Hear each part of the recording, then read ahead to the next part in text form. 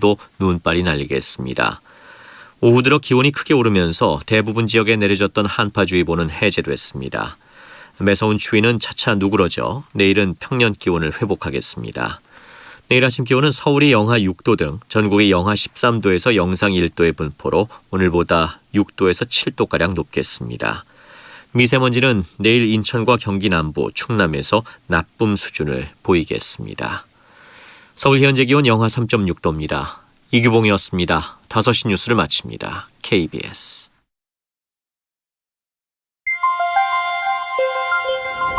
대한민국 중심 채널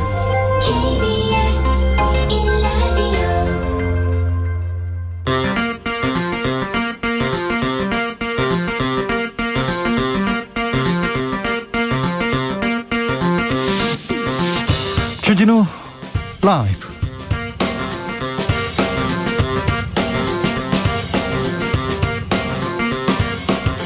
(2021년 12월 27일) 월요일입니다. 안녕하십니까, 주진우입니다. 민주당 이재명 후보, 이낙연 전 대표와 원팀 행보 본격적으로 시작했습니다. 국민의힘 윤석열 후보는 대장동에 갔습니다. 윤석열 후보의 일기 선배로 인연이 깊은 양부남 전 부산고검장이 윤석열 선대위가 아닌 이재명 선대위를 선택했습니다. 괴롭지만 윤석열 후보 의혹 파헤치겠다고 했는데요. 양부남이 이재명을 택한 이유 직접 들어보겠습니다.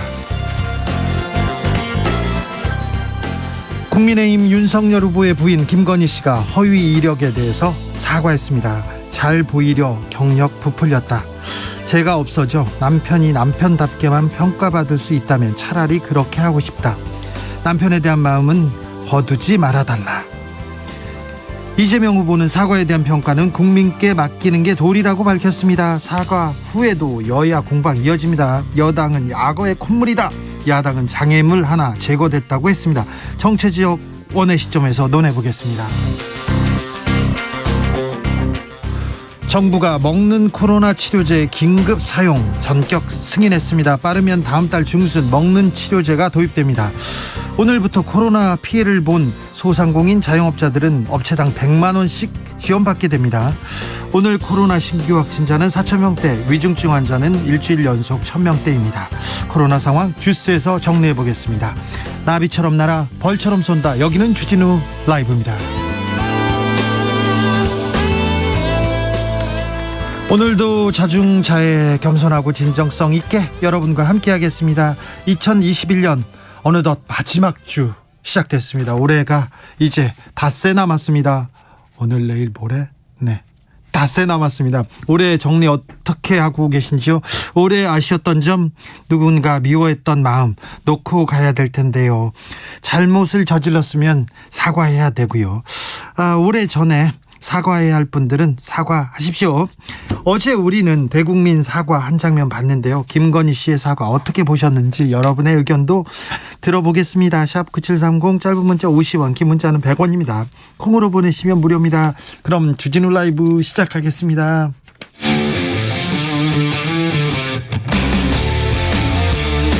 탐사보도 외길 인생 20년. 주 기자가 제일 싫어하는 것은?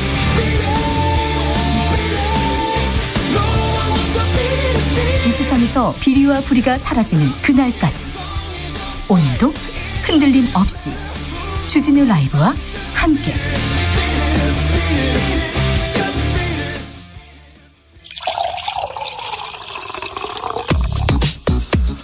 진짜 중요한 뉴스만 쭉 뽑아냈습니다. 주 라이브가 뽑은 오늘의 뉴스 주스. 정상근 기자, 어서 오세요. 네, 안녕하십니까. 코로나 상황 살펴볼까요? 네, 오늘 코로나19 신규 확진자 수는 4,207명이 나왔습니다. 네. 오랜만에 보는 4,000명대 확진자인데요. 네. 정확히 20일 만입니다. 아, 그래요? 네, 확진자 수는 주말 검사 건수 감소 영향으로 어제보다 1,200여 명 정도 줄었고요. 그래도 지난 월요일에 비해서도 많이 줄었죠? 네, 1,100여 명 정도 줄었습니다. 끝도 없이 치솟던 확산세가 방역 조치가 강화되고 3차 접종이 이어지면서 어느 정도 소강 상태에 접어든 모양새입니다. 하지만 위중증 환자가 1,078명으로 여전히 많습니다. 일주일째 4자릿수를 기록한 상황이고요. 네. 사망자는 어제 하루 55명이 발생했습니다만 지난 토요일 발표된 사망자가 3자릿수를 넘기기도 했습니다. 오미크론 확진자는요? 어제 하루 무려 69명이나 늘었습니다. 이 날이 갈수록 증가폭이 커지고 있고요. 누적 감염자도 445명으로 크게 늘었습니다. 먹는 코로나 치료제가 승인됐습니다. 네, 식품의약품안전처는 오늘 그 미국의 화이자에서 만든 이 먹는 코로나19 치료제 이 팍스로비드의 국내 긴급 사용 승인을 결정했습니다. 지난 22일 질병관리청이 식약처에 긴급 사용 승인을 요청했고요. 식약처는 심사 결과 이 같은 결정을 내렸습니다. 전문가들은 임상시험에서 팍스로비드가 고위험군 경증과 이 중등증 코로나19 환자의 입원 또는 사망 위험을 의미 있게 감소시키는 것을 확인했다라고 합니다. 식약처 승인 내용에 따르면 이 약은 중증으로 진행될 위험이 높은 경증 및 이 중등증의 성인 그리고 만 12세 이상 소아 코로나19 환자에게 처방이 됩니다.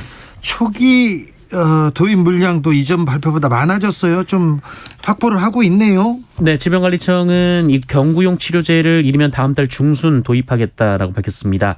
오늘까지 선구매 계약을 완료한 물량은 총 60만 4천 명분이라고 하는데요. 지난주에 어떤 신문에서는 7만 명분밖에 못 준비했다 이렇게 얘기하던데 많이 늘었습니다. 네, 여기에 정부는 이와 별개로 오미크론 변이 확산 등을 감안해서 40만 명분을 추가로 구매할 예정이고 내년 1월 초에 이 계약을 체결할 계획이라고 합니다. 네. 네. 김건희 씨가 허위 이력 논란에 대해서 사과했습니다. 네, 김건희 코바나 컨텐츠 대표가 어제 자신의 허위 이력 기재를 인정하고 사과했습니다. 여의도 국민의힘 당사에서 기자회견을 열었는데요. 공식 성상에 김건희 씨가 나온 것이 이번이 처음입니다. 김건희 씨는 일과 학업을 함께하는 과정에서 잘못이 있었다라면서 잘 보이려 경력을 부풀리고 잘못 적은 것이 있었다라고 말했습니다. 김건희 씨는 돌이켜보니 너무나도 부끄러운 일이었다라면서 이 모든 것이 잘못이고 불찰이라고 했고요. 용서해달라고 호소했습니다. 또한 이 남편이 본인으로 인해 어려운 입장이 돼서 정말 괴롭다라고 했고 이 과거의 잘못을 깊이 반성하고 국민의 눈높이에 어긋나지 않도록 조심하겠다라고 밝혔습니다. 윤석열 후보의 반응이 궁금합니다. 어제는 아내와 같은 마음이다라고만 밝히면서 말을 아꼈습니다. 네. 다만 오늘은 국민의힘 유튜브 방송을 통해서 입장을 전했는데요. 윤석열 후보는 사과 결정은 김건희 씨 자신이 했고 사과문도 직접 썼다라면서 사과를 하려면 온전하게 해야 되는데 최근에 다 정리가 된 모양이다라며 사과가 늦은 이유를 설명했습니다. 예. 그리고 조국 전 법무부 장관 케이스와 비교하는 지적이 있다라는 질문에 대해서는 그것은 온전히 국민들이 판단할 몫이다라고 말하기도 했습니다. 다만 국민의힘은 어제 이 김건희 씨가 일부 경력을 부풀렸거나 부정확한 기재 내용을 기재한 사실을 인정하면서도 그 자체가 허위는 아니다라는 내용의 반박 자료를 내기도 했습니다. 예.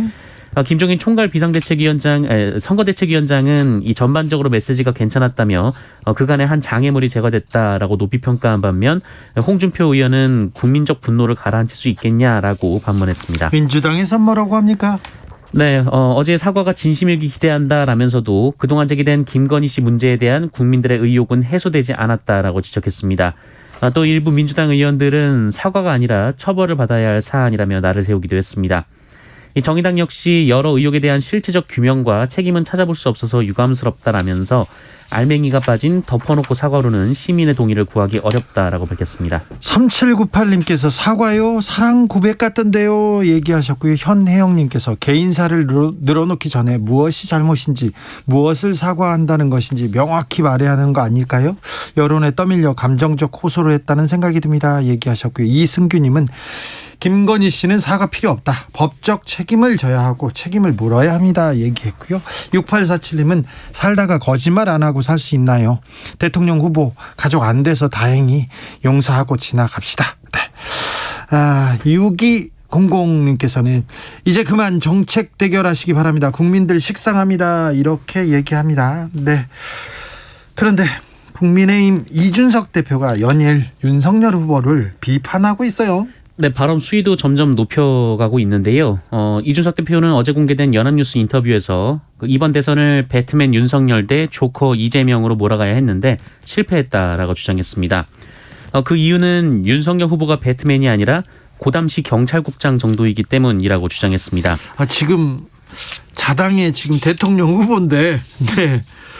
이렇게 세게 말했습니까? 네, 깎아내린 셈이 됐는데요. 네. 윤석열 후보의 핵심 슬로건인 공정과 상식은 좋은 슬로건이지만 이 반리에 하나만 나오면 무너지는 위험한 슬로건이다라고 주장하기도 했고요. 윤석열 후보가 측근이나 가족 문제를 어떻게 관리하는지도 국민이 평가하는 정치적 영역이다라고 지적했습니다. 또 오늘은 안철수 국민의당 대표를 지지했던 김민전 경희대 교수의 선거대책위원장 합류에 대해 여성 할당제에 찬성했다며 반대한 것으로 전해지고 있습니다. 이준석 대표가 국민의힘 후보를 계속 공격합니다. 그래서 당내에서 이준석 대표에 대한 불만도 높아지고 있습니다. 윤석열 후보도 오늘 선대위 회의에서 누구도 제3자적 논평가나 평론가가 돼선 곤란하다라는 말을 했습니다. 이준석 대표나 홍준표 의원을 겨냥한 것 아니냐 이런 해석이 나오고 있습니다. 김종인 총괄 선대위원장도 당대표는 당대표로서 선거를 승리로 이끌어야 할 막중한 책임이 있다라면서 선거에 이기려면 당대표가 어떤 역할을 해야 한다는 것은 스스로 알 테니 이 제3자가 뭐라 하겠나라고 애둘러 비판했습니다. 이 국민의힘 김태흠 의원은 당대표가 철없고 무책임한 행동을 하며 정권교체 열망에 재를 뿌리고 있다라면서 제갈량 노릇 그만하시고 오만에서 빨리 벗어나시라라고 지적했습니다. 이준석 대표는 가만히 있지 않았습니다. 네, 누구나 본인이 속한 조직에서 더 나은 결과를 위한 재언을 하는 것이 민주주의라면서 당대표가 당을 위해 하는 재언이 평론 취급받을 정도면 언론은 막혔다는 인상을 줄 수 있다라고 주장했고요. 이 평론은 평가에 그치지만 이 재언은 대안을 담고 있다라고 반박했습니다. 윤석열 후보와 이준석 대표의 대결도 어떤 결과를 낳을지 좀 계속 지켜보겠습니다. 윤석열 후보는 오늘 대장동에 갔어요? 네, 대장동에 갔습니다. 오늘 오후 경기도 성남시 대장동 현장을 방문했는데요. 대장동 현장 방문은 처음입니다. 화천대유가 분양한 아파트 단지를 주민들과 걸으며 이재명 후보를 둘러싼 대장동 의혹 관련해서 특검 도입을 재차 촉구한 것으로 전해지고 있습니다. 또 윤석열 후보는 이재명 후보 측의 계속된 토론회 출석 요구에 이 대장동 특검을 받으면 토론에 응할 용의가 있다라고 밝히기도 했습니다. 어제는 토론하는 거 많이 하는 것도 별로 도움이 안 되는 것 같다 이렇게 얘기하더니 이젠 또 대장동 특검 받으면 토론에 응할 용의가 있다고 밝혔군요. 이재명 후보는 오늘 이낙연 전 대표와 원팀 본격적으로 가동했습니다. 민주당에서는 오늘 국가비전 국민통합위원회라는 조직이 출범했습니다. 이낙연 전 민주당 대표의 공동위원장 합류로 관심을 모았는데요. 오늘 이 출범식을 했습니다. 이재명 후보는 국가비전을 제시하고 국민 통합을 이뤄낼 시기라면서 이낙연 전 대표의 합류에 고마움을 표했고요. 국민이 기대하고 당원이 기대하는 바대로 민주당이 혁신 단결하고 희망을 만들어내서 승리를 만드는 역사를 이루길 기대한다라고 밝혔습니다. 이낙연 전 대표는 민주당은 더 낮게 더 깊게 국민 속으로 들어가야 한다라며 확실하게 혁신하면서 더 따뜻하게 국민을 포용하고 통합해야 한다라고 밝혔습니다. 문재인 대통령은 오늘 대기업 총수들을 만났습니다. 네, 오늘 대기업 총수들을 만나 오찬을 했습니다. 참석한 총수들은 이 법원 판결로 삼성전자 취업 제한 상태인 이재용 삼성전자 부회장이 있었고요. 그리고 정의선 현대차그룹 회장, 최태원 SK그룹 회장, 구광모 LG그룹 회장, 최정호 포스코그룹 회장, 구현모 KT 대표 등입니다. 네, 문재인 대통령은 이 자리에서 영토가 좁고 천연자원이 부족한 한국이 이 선진국 반열에 오를 수 있었던 것은 잘 교육받은 우수한 인재와 이 풍부한 인적 자원 덕분이다라고 말했습니다. 알겠습니다. 마약 밀반입 혐의로 유죄를 받았던 CJ 이선호 씨는 임원으로 승진했죠. 전 주한미군 사령관이 우리 군을 혹평했어요. 네, 2018년 11월부터 올해 7월까지 주한미군 사령관을 역임한 그 로버트 에이브럼스 전 사령관이 얼마 전까지 있었던 분이지 않습니까? 네, 현지 언론과의 인터뷰에서 한국군을 평가절하했습니다. 전 시작 정권 전환 문제에 대해서 한국이 전략 타격 능력을 획득하고 통합 공중미사일 방어 체계를 개발 배치해야 하는데 솔직히 많이 뒤처져 있다라고 평가했습니다. 그러면서 2019년 이 한국 국방부가 새 전략기획 지침 필요성을 지지하지 않았다라거나 본인이 필요로 하는 이 전략기획 지침 갱신을 지원하지 않았다라고 주장했습니다. 예전에는 이런 얘기, 이와 반대되는 얘기를 하셨는데 왜 이런 얘기를 했을까요? 네, 국방부는 의도를 알 수 없다라며 불쾌감을 표시했습니다. 이 전략기획 지침 갱신은 한미 정상회담에서도 좋은 성과가 있었고 최근에도 성과를 거뒀다고 반박했습니다. 네, 그 내용에 대해서는 저희가 조만간에 내일 그 전문가를 모셔서 자세히 들어보겠습니다. 세월호 유족들이 박근혜 전 대통령 사면 반대하고 나섰습니다. 네, 세월호 유가족들은 이 박근혜 전 대통령이 세월호 참사 책임의 몸통이라며 이 특별 사면 결정은 촛불혁명의 후퇴이며 시대 정신의 파괴라고 반발했습니다. 오늘 이 가족들은 이 청와대 분수대 앞에서 기자회견을 열었습니다. 네, 이해람 중사에게 2차 가해를 한 공군 준이 있었습니다. 공군 준이 구속됐었는데요. 석방됐다고요? 네, 이 노모 준이는 성추행 사건 이튿날인 지난 3월 이 강제추행 보고를 받고 너도 다칠 수 있다라고 말하는 등 신고하지 못하도록 협박한 혐의를 받았습니다. 그래서 구속됐잖아요. 네, 지난 6월에 기소까지 됐었는데요. 그런데 이달 31일 구속 만료를 앞두고 보석으로 석방됐습니다. 아이고, 네. 주스 정상근 기자 함께했습니다. 감사합니다. 고맙습니다. 김동호님께서 김건희 씨 사과는요 국민을 너무 얕본 것 같은데요 얘기하셨고요. 김선호님은 왜 토론을 하는데 조건을 달아야 하나요? 이해가 되지 않습니다 얘기하네요. 9437님 올해가 가기 전에 세 분의 전직 각하분들께서 진심 어린 사과를 했으면 합니다. 이명박님, 박근혜님, 전두환님. 하지만 전두환님은 끝끝내 사과를 안 하시고 비양심으로 하늘로 가셨습니다. 남은 분들은 양심 지키셔서 국민들께 용서받았으면 좋겠습니다. 이렇게 바람을 보내오셨습니다. 교통정보센터 다녀오겠습니다. 임초희 씨.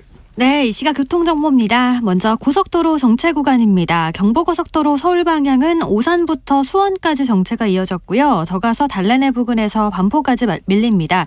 수도권 제1순환고속도로 판교에서 구리 쪽은 광암터널부터 강일까지 지나기 답답하고요. 반대 구리에서 판교 쪽은 구리 남양주 요금소부터 상일까지와 서하남 부근에서 밀립니다. 송내를 중심으로는 양방향 7, 8km 구간 제속도 못 내고요. 영동고속도로 강릉 쪽은 조금 전부터 서안산 부근과 신갈 분기점에서 교통량 늘었습니다. 반대 인천 방향은 신갈 분기점, 동수원에서 광교터널 부근, 그리고 북수원부터 부곡까지 정체고요. 군자에서 월곶 부근과 영동선 시점 쪽에서 다시 한번 속도 줄여서 지납니다. 서울시내 올림픽대로 공항 쪽은 영동대교에서 서강대교, 다시 성상대교부터 가양대교까지 정체고요.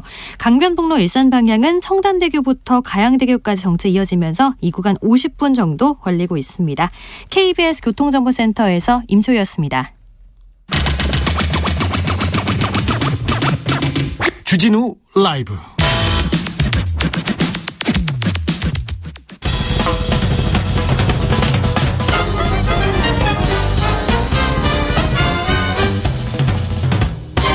훅 인터뷰. 모두를 위한 모두를 향한 모두의 궁금증 훅 인터뷰.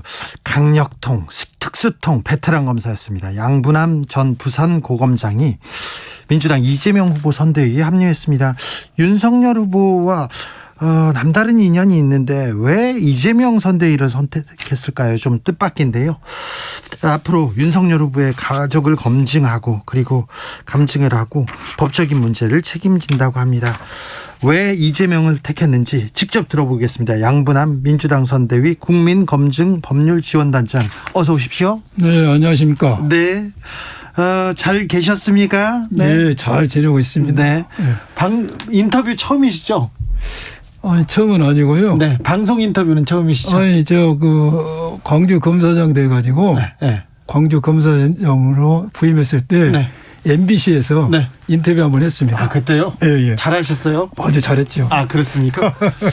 도리도리는 안 하시네요? 저는 원래 도리도리 못합니다. 네, 알겠습니다. 예. 자, 공고 출신이죠. 예, 공고 예. 출신 검사 흔하지 않죠. 흔하지 않죠. 네. 공고 담양 공고를 예, 나오셨죠? 예, 예. 그리고 전남대를 전남대 법대에 나왔습니다. 네. 공고 출신 검사 흔하지 않은데 어떠셨어요? 검사 생활은? 한마디로 표현하면은 예. 저희 검사 생활은 갓난 신고, 풍천 노숙의 생활이었습니다. 왜요? 서울대 나오고 법대 나온 사람들. 저는 아무런 배경이 없기 때문에 네. 매우 힘들게 검사 생활했어요. 예. 제가 이 검사 생활하면서 네. 만약 일을 잘 못했을 경우에 네. 분명히 주변 사람들이 네. 그럼 그렇지 공고에 지방대 법대에 나온 놈이 네. 어찌다 머리가 좋아가지고 네. 검사가 됐겠구나 네. 그런 평을 받을 것 같아서 네. 몸이 부셔져라고 일을 했습니다. 알겠습니다. 왜 검사가 되어야겠다고 생각하셨어요? 공고 다닐 때는 법조인에 대해서 한 번도 생각한 적이 없었어요. 네. 그런데 법대를 왔어요. 그 과정 이해하면 길어지니까 생략하고 네. 법대 와서 보니까 당연히 이제 법조인이 뭔지 또 고시가 뭔지를 생각하게 됐어요. 네. 그래서 이제 사법고시를 합격했고 네. 연수원 성적이 제가 꽤 좋았습니다. 네. 판사도 갈 수가 있었는데 네. 제가 이제 지망할 때 되니까 예. 과연 내가 판사가 됐을 때 사형 선고할 수 있을까 하는 자문이 왔어요. 네. 나 자신이 없더라고요. 네. 그래서 그것보다는 액티브한 법조인, 범죄로서 사회를 지킬 수 있는 검사를 하자. 네. 그래서 검사를 지원하게 됐습니다. 네. 작년에 부산 고검장으로 계시다가 퇴직하셨죠. 예. 그리고는 뭐 윤석열 총장 후임으로 거론되기도 했는데 안 네. 됐습니다. 예. 안 됐습니다. 네, 알겠습니다. 서운하세요? 뭐 서운하지만 다 제 뭐 능력이 없는 탓을 하고 네. 좋은 경험한 거죠. 자, 양부남하면 독종 검사로 굉장히 유명했습니다. 저희들도 다 알아서 양부남 독종. 옛날에는 불법 대선 자금 수사도 했었고 그때 엄청났다고 들었습니다. 예. 2003년이었던가요? 네, 2003년입니다. 네. 그때 대선 자금 수사였었죠. 이 대선자금 수사는 아시다시피 우리나라의 고질적이었던 정경유착의 악습을 끊는 의미 있는 수사였고 네. 제가 거기에 수사했던 저는 굉장히 영광스럽게 생각합니다. 네. 그때 저는 소신을 가지고 네. 법과직에 따라서 수사를 했어요. 그러다 그런 소리를 들을 수도 있는데 저는 보시다시피 매우 체격도 예소하고 네. 마음이 아주 부드러운 사람입니다. 아, 부드러운데 왜? 근데 양부남한테는 조사받고 싶지 않아요. 뭐 그런 사람들 많았다는데요. 제가 원칙대로 해서 그런 것 같아요. 그렇습니까? 대선 자금 수사 때 예. 굉장히 성과를 냈다는데 어떤 수사를 하셨습니까? 제가 담당했던 것은 기업은 현대, 예, 현대차. 당은 당시 자민련, 네. 당시 한나라당을 담당했습니다. 그래요? 그래서 많은 사람들을 수사하고 네. 많은 사람들 기소했죠. 한나라당 이해창 그렇습니다. 후보가 예. 양부남의 수사 때문에 결국 손을 들었다는 얘기를 들었어요. 글쎄, 저 때문에 손을 들었는 건 모르겠는데 네. 아무튼 그 당시 이해창 후보의 선거 자금 네. 관련해서 저희가 수사를 한 건 사실입니다. 차떼기를 차떼기 수사였죠. 차떼기를 발견하셨죠? 예. 네. 그때 윤석열 후보도 대선 자금 수사를 같이 했죠. 같이 했습니까? 우리 열심히 했습니다. 같은 팀이었습니까? 예, 같은 팀이었습니다. 그렇습니까? 예. 윤석열 검사는 어땠습니까 그때? 우리 주 기자님도 아시다시피 호방하고 네. 시원시원하고 네. 대인관계가 좋고 네. 또 아시다시피 특수수사에서 네. 어떤 아주 좋은 실적을 네. 거행한 검사입니다. 네. 예. 양부남이 더 강골이었고 더 성과가 좋았습니까? 아니면 윤석열 검사가 좋았습니까? 제 말로 하기는 좀 곤란한데요. 네. 곤란합니까? 네. 네.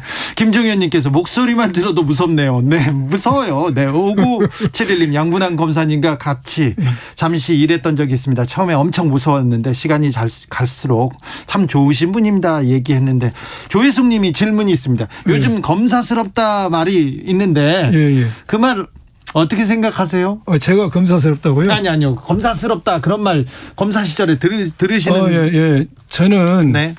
검사스럽다라는 말에 대해서 요즘은 좀 부정적 이미지를 네, 많이 내세우는데 저는 검사스럽다 말이 꼭 나쁘다고는 생각 안 씁니다. 네. 검사는 검사스러워야 되고 네, 검사다워야 군인은 군인다워야 되고 네. 스럽다보다는 답다.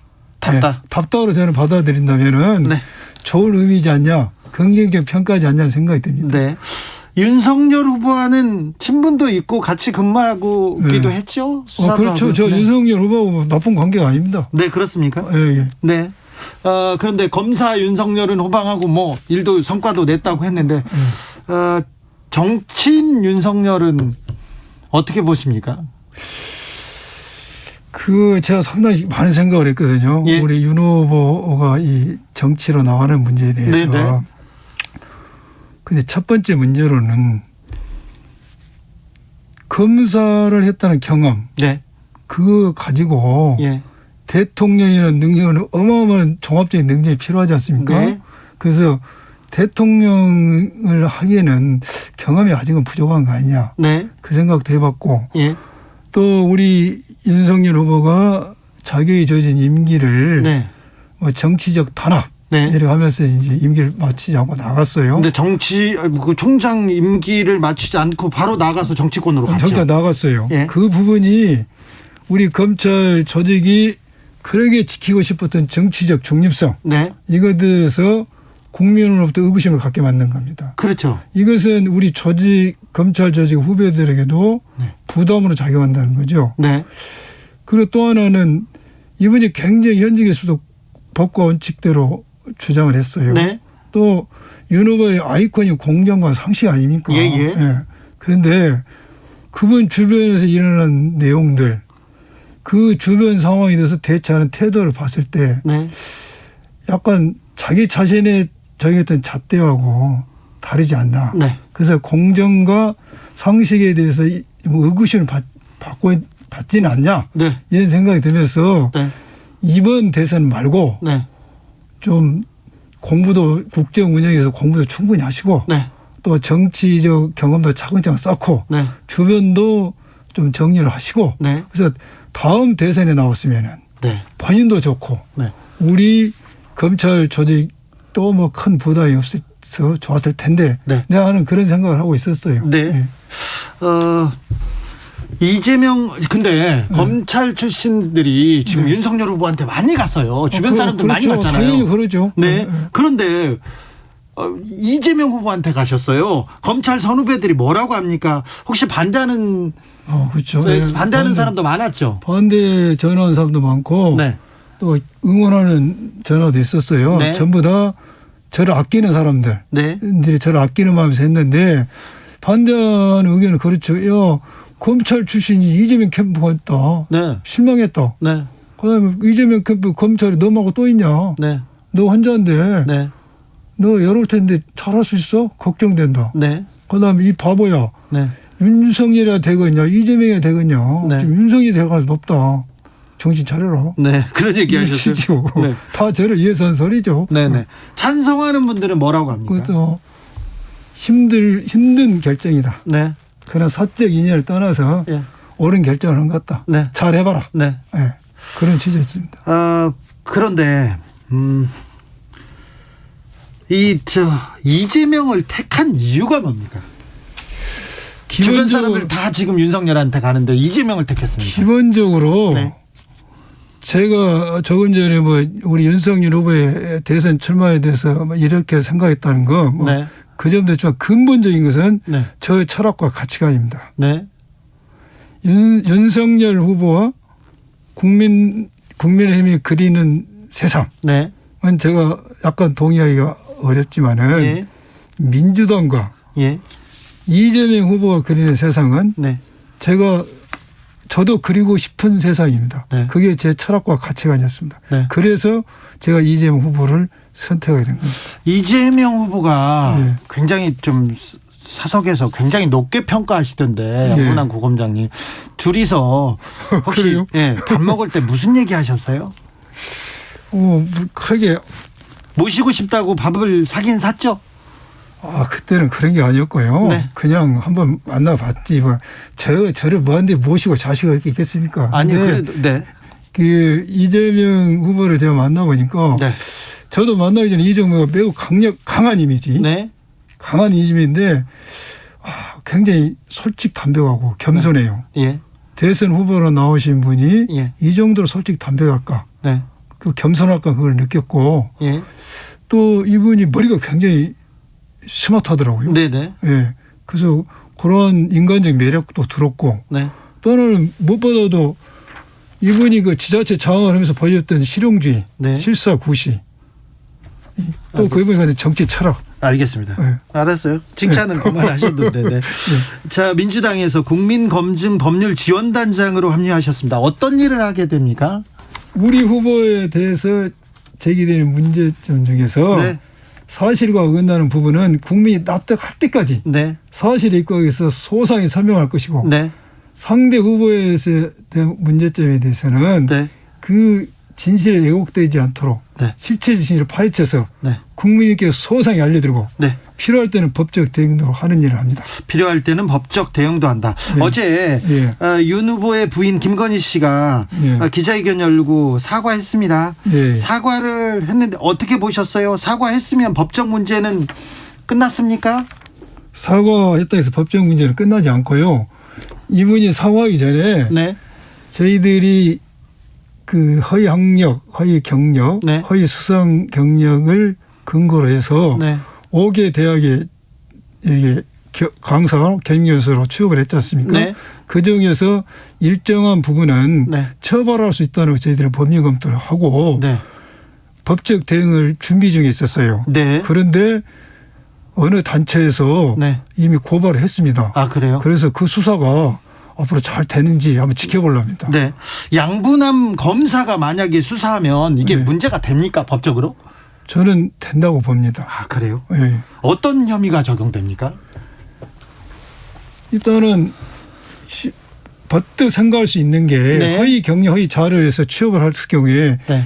업무방해가 될 수가 있죠. 예. 업무방해. 그렇죠. 근데 공소시효 문제가 있어요. 오래됐는데.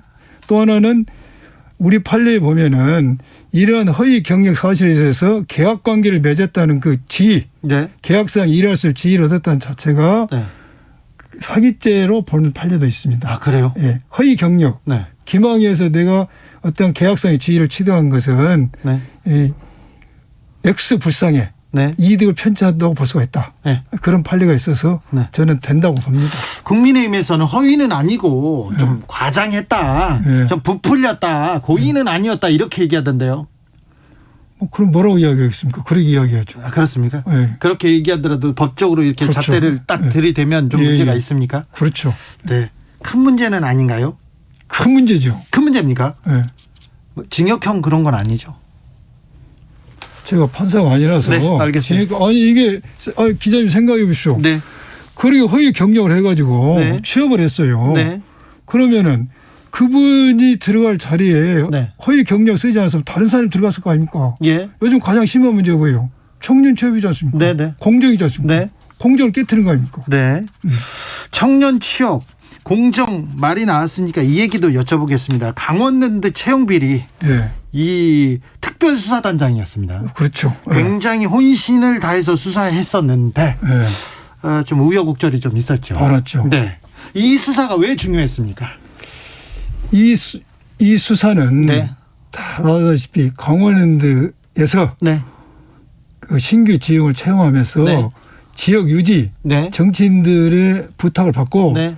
많은 청년들 불법 채용했습니다. 네. 거의 불법으로 청탁을 하지 않으면 그 못 강원랜드 못 들어갔잖아요. 그렇죠. 네. 네. 그래서 전형적인 채용 비리의 전형적인 사건. 네. 이것은 우리 사회 공정을 해치고 네. 사회의 건강한 발전을 해치는 악습 중의 악습. 네. 그리고 이러한 것이 있다면은 젊은이들에게 희망을 뺏어가고 네. 좌절감 안겨주는 아주 나쁜 범죄입니다. 네. 그래서 저희 수사단은 혼신의 노력을 다해서 네. 다 밝혔어요. 다 밝혔는데요. 밝혔어요. 네. 어. 근데 결과가 그렇게 신통치 않았어요. 신통치 않은 거 아닙니다. 신통해요. 신통했는데. 신통해요 지금. 지금 제가 뭐 자세히 이야기는 못하겠지만 아직 사건이 끝나지 않았습니다. 네. 대법원에 재판 중에 있는데 네. 이 사건은 그러한 채용 비리뿐만 아니라 네. 그 수사했던 검사가 검찰 간부로부터 수사 예약을 받았다도 주장했어요. 안면 검사가 주장했죠. 그렇죠. 주장했죠. 네. 우리가 그 부분은 내부 문제이기 때문에 굉장히 부담스럽지만은 네. 우리는 오히려 자구금이라 수사를 했습니다. 네. 수사를 해서 검찰 간부들 한 것이 직권남용죄에 해당된다. 네. 직권남용 권리행사 방해죄에 해당된다는 네. 결론을 얻었어요. 예. 그러면 굉장히 겁이 나더라고요. 네. 검사가 검사를 치는 거니까. 겁이 나요. 그래서 제가 이것이 과연 우리 판단이 맞는지에 대해서 네. 전국에 직권남용 권리행사 방해죄 법리가 박다는 부장 몇 명, 네. 검사 몇 명이 보내봤어요. 네. 의견조이란 거지. 네. 대부분 기소 의견이에요. 네. 어느 사람은 구속에 대한 의견이 됐어요. 네. 내가 그걸 확신을 가졌죠. 네. 그런데 그 당시 총장은 저 반대 의견을 가진 거예요. 네. 반대 의견을 가지면서 우여곡절이 시작됩니다. 네. 우여곡절인데 반대를 가면서 그 당시 초창기에 이 수사단이 처음 생길 때는 저에게 수사의 전권을 줬어요. 네. 그런데 반대를 제시하면서 수사 지휘권을 행사합니다. 네. 그러면서 검찰 역사상 한 번도 있지 않았던 단일 사건을 심사하게 하는 전문 자문단을 만듭니다. 네. 그 전문단에 맡겨서 그 결과에 따르자고 말씀을 했어요. 네. 나 거기 따랐어요. 네. 다만 총장이 그것이 잘못됐다고 비판을 한 거죠. 네. 네. 비판했던 목적은 총장의 그 수사지구 행사가 잘못됐고 네. 또 전문자문서의 공정한 심리를 촉구하면서 했어요. 결국은 이제 그 결과를 따라서 네. 제가 기소를 못했죠. 네. 시간이 좀 있습니까? 이번에 더 이야기할 수 있어요? 아니, 그건 너무 전문적이어가지고 그래요? 저는 재밌는데 네. 이게 일반인들이 듣기로는요, 청취자분들이 알았습니다. 굉장히 좀 네. 어렵습니까? 아니, 네, 조금 어렵습니다. 그러니까 다른 게로. 근데 네. 그때 청탁했던 정치인들, 청탁했던 전직 검사들 왜 처벌 못했습니까? 제가 지금 말하는 검사들은 네. 그 총장하고 달라지면서 전문 자문단에서 기소하지 말자 해서 못했고 네. 그 당시 정치인들은 네. 2명을 네. 우리가 기소를 해가지고 기소했는데 무죄 나왔잖아요. 무조건 이야기 들어보세요. 네. 2명을 국회의원 기소를 했는데 네. 한 명은 1, 2심 실형이 나왔어요. 네. 그래서 대부분 했습니다. 네. 본인이 상고를 해가지고 네. 한 분은 1, 2심 무죄가 났어요. 네.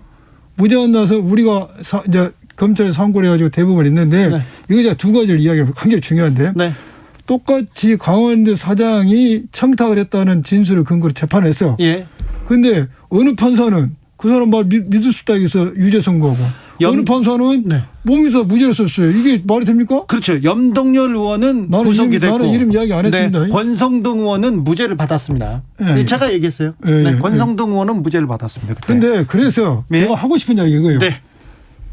우리 사회도 이제는 국민의 수준이 높았으니까 네. 배심제를 도입해야 된다. 배심제 예. 더 많이 도입해야 된다. 지금 배심제가 아닙니다. 국민 참여 재판이거든요. 네. 그래서 배심제를 도입해야 되고 예. 제가 딱 한마디만 드리겠습니다. 예. 지금 우리 검찰은 1, 2심 무죄가 난 사건은 네. 검사 마음대로 상고 못합니다. 네. 1, 2심 무죄가 나면은 외부 법률가로 구성된 상고심사위원회에서 상고를 결정을 해주면 상고를 합니다. 네. 근데 그 무죄는 사건 상고 결정이 났어요. 이 말은 뭔 말인 줄 압니까? 네. 무죄지만은 기소가 잘못되지 않았다는 담보예요. 알겠습니다. 네. 그러면 네. 1529님께서 그때 청장이 누구냐? 문무일 청장입니다. 저기 양부남 고검장은 말씀 안 하셨습니다. 2546님도 뭐 검찰 출신 중에서도 이런 분이 계시군요. 네, 있습니다. 8137님, 양부남님, 이재명 후보의 의혹도 밝혀주시면 진심을 믿지요 얘기합니다. 자, 이재명 후보가 지금 겪고 있는 대장동 의혹. 네. 네, 대장동 의혹은 어떻게 보십니까? 이제 대장동에 대해서 여러 가지 이제 말들이 있는데 그 특검 가야죠? 당연히 가야죠. 특검 가야 됩니다. 저는 가야 된다고 생각합니다. 네. 근데 가장 중요한 문제는 네. 이재명 후보가 공공이 가져갈 개발 이익을 네. 고의로 민간한테 주고 네. 사적 이익을 챙겼냐가 네. 쟁점입니다. 근데 네. 지금까지 드러난 바로는 그런 사실과 하나도 인정되지 않고 네. 그런 자료나 증거 없어요. 네. 그런 게 인정되지 않 그런 사실이 없을 겁니다. 네. 알겠습니다. 그런데 대장동 특검으로는 가야 된다. 가야 된다. 알겠습니다. 예. 우리 이재명 후보가 계속 주장하잖아요. 특검하자고. 알겠습니다. 자, 마지막으로 단장님이 되셨는데 앞으로 계획. 정치권은 낯설 텐데 앞으로 양부남은 어떤 길을 걸어갈까요? 계획 말씀해 주십시오. 저는 이제 대선까지는 네. 이 업무를 충실히 하고 네. 그 이유는 저도 모르겠습니다. 알겠어요. 예, 지나봐야 알겠습니다. 네, 대선 때까지 열심히 하신다고. 예. 네. 무슨 자리를 약속받거나 그러진 않으셨어요? 그런 거 없습니다. 원래 정치권 올 때 그런 자리 받아야 되는 건데 그런 거 없습니까? 무슨 그런 게 있겠습니까? 알겠습니다. 네. 제가 좋아서 왔는데. 제가 서초동에 계신 분 중에 여의도에서 정치권에서 보리라고는 예상 못했던 사람이 하나 있었는데 그분이 양부남 전 고검장이었습니다. 아무튼 지금 민주당 선대위 국민검증법률지원단장을 맡고 있습니다. 오늘 말씀 감사합니다. 네, 감사합니다. 네, 양부남 전 부산 고검장이었습니다.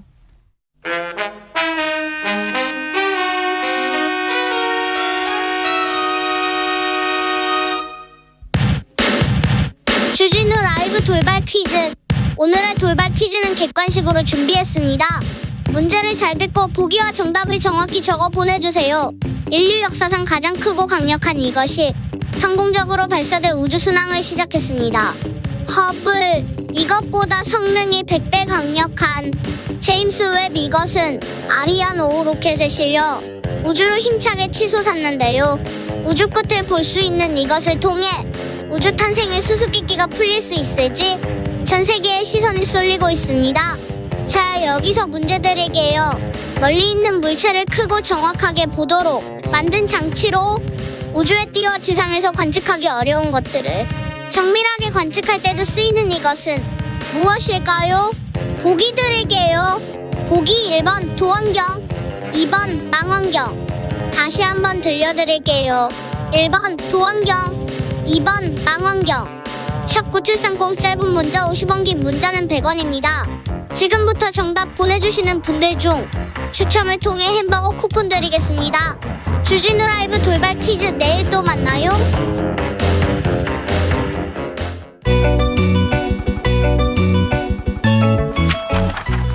한층 날카롭다, 한결 정확하다, 한편 세심하다. 밖에서 보는 내밀한 분석, 정치적 원의 시점.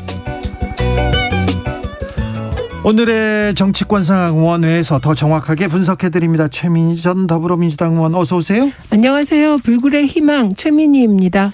김용남 전 자유한국당 의원 어서 오세요. 네, 안녕하세요. 후기심 천국 김용남입니다. 최민희, 김용남 두 분이 이번 주 지난주부터 엄청 뜨겁습니다. 두 분의 정치적 이름값이 굉장히 높기 때문에 최민희 의원님은 복권 축하드립니다. 네, 고맙습니다. 로또 복권이 아닙니다. 네. 자, 김용남 의원님도 축하드립니다. 자꾸 정치적 이름값을 높여주는 사람들이 많네요. 축하받을 일인지는 잘 모르겠습니다만. 나쁘지 않은 것 같습니다. 자, 첫 번째 소식은 김건희 씨의 사과입니다.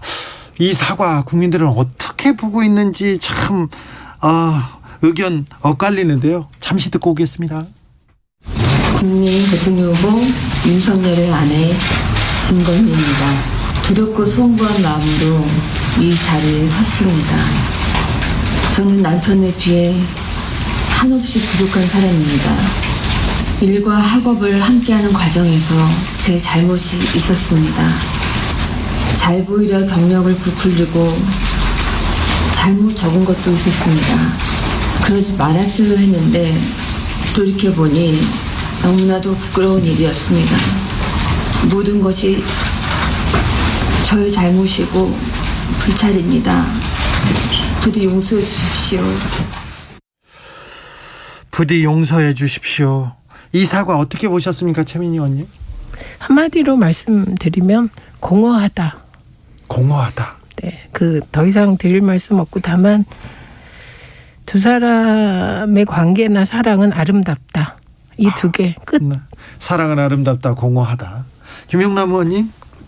시기적으로 좀 더 빨리 했으면 좋지 않았을까라는 아쉬움은 있습니다만 지금이라도 지난 일요일 날 했어야 하고 그냥 사과나 뭐 이런 거 없이 그냥 지나갈 수는 없는 일이니까요. 뭐 적절하지 않았나 싶습니다. 적절했다, 네. 김용남. 공허하다, 사랑은 아름답다, 최민희. 국민들도 굉장히 좀 충격적으로 받아들이는 분들도 있고요. 어떤 분들은 이게 무슨 사과냐 이렇게 얘기하기도 하고 이만했으면 됐다 이렇게 얘기하는 분들도 있는데 어떻게 이렇게 전격적으로 사과하게 된 겁니까? 뭐 당 내에서도 계속 본인이 직접 사과를 해야 된다는 의견이 있었고요. 네. 근데 이제 글쎄 그런 거에 익숙하지 않은 사람들은 정말 전 국민 앞에서 카메라 앞에서 나서서 뭐 이렇게 본인의 부끄러운 과거에 대해서 이야기한다는 것 자체가 사실은 좀 떨리고 겁나는 일이잖아요. 아니, 그렇죠. 그러니까 본인의 결단을 촉구하는 목소리가 있었기 때문에 좀 다소 시간은 지체됐습니다만 일요일 날 자리를 마련하게 된 것으로 알고 있습니다. 5526님께서 사과문이 아니라 수기 같았어요. 연애 수기라는 말이 맞는 것 같습니다. 최민희 의원님? 우선 딴 건 모르겠고요. 개인적인 차원에서의 사과는 용기를 냈다 인정합니다. 예. 네, 그런데 국민의힘은 선대위가 제대로 작동하는 것인가? 네. 저는 이게 가장 큰 문제로 보였어요. 그냥 선거 일반 원칙에 따르면 선거 시기 사과문에서 감성은 최대한 배제하고 그게 이제 바디랭귀지로 표현이 되는 건데 그 바디랭귀지로 표현되기에는 너무 외모가 화려했어요. 그래서 이런 거를 통제하고 적절하게 좀 드라이하게 고치고 이런 기능이 없나 보다. 그래서 제가 걱정하는 건 이런 실수가 반복되겠구나. 이런 거였습니다. 그래서 이 부분은 조금 점검을 하시면 좋겠고 저는 제대로 사과하고 일정 부분 책임질 거 지고 그래서 이 국면이 빨리 넘어갔으면 좋겠습니다. 네. 그래서 정책 대결로 갔으면 좋겠는데 어제의 김건희 씨 등장은 새로운 시작, 감성적으로나 선거운동적 관점에서 새로운 시작이 될 거다. 이런 생각이 듭니다. 사과의 방식은 둘째치고 사과했으니까 끝날까요? 아니면 최민희 의원의 지적대로 새로운 시작이 될까요? 이제 다른 국면이 될까요? 글쎄 새로운 시작을 이끌 뭐가 있을까요? 지금 뭐 민주당 쪽에서 그 윤석열 후보의 장모 관련해서 뭐 차명 보유 의혹을 제기하는데 그거는 근거가 아니 가등기 했다고 그게 가등기권자의 소유라는 게 가등기는 사실상 지금 법률적으로도 담보 목적으로 활용할 수 있도록 되어 있고 실제 거래에서도 어떤 돈의 차용 관계에 있어서 담보 목적으로 많이 쓰고 있는 건데 가등기 잡았다고 그 사람 소유다라고 지금 다소 억측을 부리고 있는데 글쎄요 새로운 무슨 소재가 나올까요? 그 어저께 오마이뉴스가 보도한 게 하나 있었어요. 똑같은 이력인데 이력의 시기나 이런 게 다르다 이런 게 나와서 사실 새로운 의혹이 계속 나올 가능성이 크고요. 근데 김건희 씨의 경우는 이 의혹이 굉장히 엉뚱한 측면에서 주목을 받아요. 예를 들면 논문 관련해서도 보통은 논문이 제목 때문에 주목받는 경우는 없었는데 멤버 유지 YUJI 때문에 그 메인테인이 아니라 YUJI 때문에 주목받았잖아요. 네. 어제 오마이뉴스 보도도 주목된 이유가 한자 표기였어요. 왜 그 경력 증명서에 한자 표기를 쓰는지.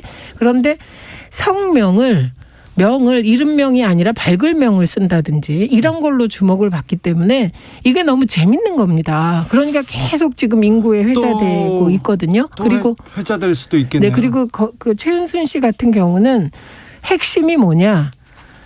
이제 가등기가 된 그런 부동산을 살 때 대개 매매가 이루어질 시점 이전에 가등기가 해제되죠. 그래야 사잖아요, 상대방이. 근데 거래 이후에 가등기가 말소된다는 겁니다. 그러니까 이건 좀 이상한 거죠. 일반적인 부동산 거래할 때 가등기 있는데 가등기도 안 풀었는데 돈을 다 지급하고 삽니까? 그러니까 이건 충분히 의심할 만하다. 근데 지금 말씀하신 무슨 뭐 그 입출금 거래 내역이라든지 구체적인 건 이거야말로 검찰이 수사를 해야 되는 상황이지 않을까 합니다. 그런데 그 부분보다는 저는 김건희 씨의 경우는 새로운 의혹이 나오는데 그게 되게 변칙적이고 특이한 형태다. 성명, 그다음에 주소도 주소를 주인주자 쓰는 사람이 어디 있습니까? 그다음에 직위도 섬유직자 쓰는 사람이 어디 있습니까? 그래서 이런 것이 주목을 받다 보니 되게 그 재밌게 돌아다닌다. 그 논문 관련해서는 이제 김건희 씨는 표절 의혹을 받고 있는 거고 사실은 이재명 후보의 경우에는 본인의 석사 논문 그 성남시에 있는 모 대학에서 받은 석사 논문에 대해서 본인이 인정을 했어요. 나 뺏겼다 그래. 그냥 논문 학위 취소해도 좋다라고 했는데 그 절차는 전혀 이루어지지 않고 있죠. 사실은 남이 잘 쓴 논문을 처음부터 이렇게 철저하게 베꼈으면 오탈자나 뭐 이런 문제가 없었을 텐데 쓰다 보니까 그런 문제가 생긴 것 같습니다. 유지 멤버의 중개 아니고 이거는 제가 말씀을 드려야 되는데 중요한 건 김건희 씨는 이러저러한 논문과 그리고 이러저러한 허위 이력, 허위 학력으로 취업을 했다는 거예요. 그게 기초가 돼서. 이재명 후보는 뭐 그걸 가지고 교수가 됐습니까? 뭐가 됐습니까? 그리고 본인이 그걸 반납한 이후에 경력에서 싹 지워버렸습니다. 그래서 그렇고 그다음에 뭐 윤석열 후보라면 모를까 이거 뭐 김건희 씨 논문 유지 논문 문제 무슨 이재명 후보를 걸고 넘어집니까? 논문 문제는 아직 나오지도 않은 것 같아요. 논문 내용에 대해서는 또 그 부분도 또 도화선이 될 가능성도 있습니다. 3382님 누가 봐도 진정성 있는 사과 용서 구했다. 더 이상 사과는 불필요하다 이렇게 얘기합니다. 5785님은 자기야 사구사일님 얘기부터 먼저 듣겠습니다. 국민이 받고 싶어하는 것은 후보자가 이 문제를 대하는 태도에 대한 문제의식입니다. 얘기했는데요. 5785님이 자기 아내가 무슨 잘못이 있느냐고 민주당 기획공작에 노란하고 있다고 기자들을 나무라던 윤석열 후보 사과 안 합니까?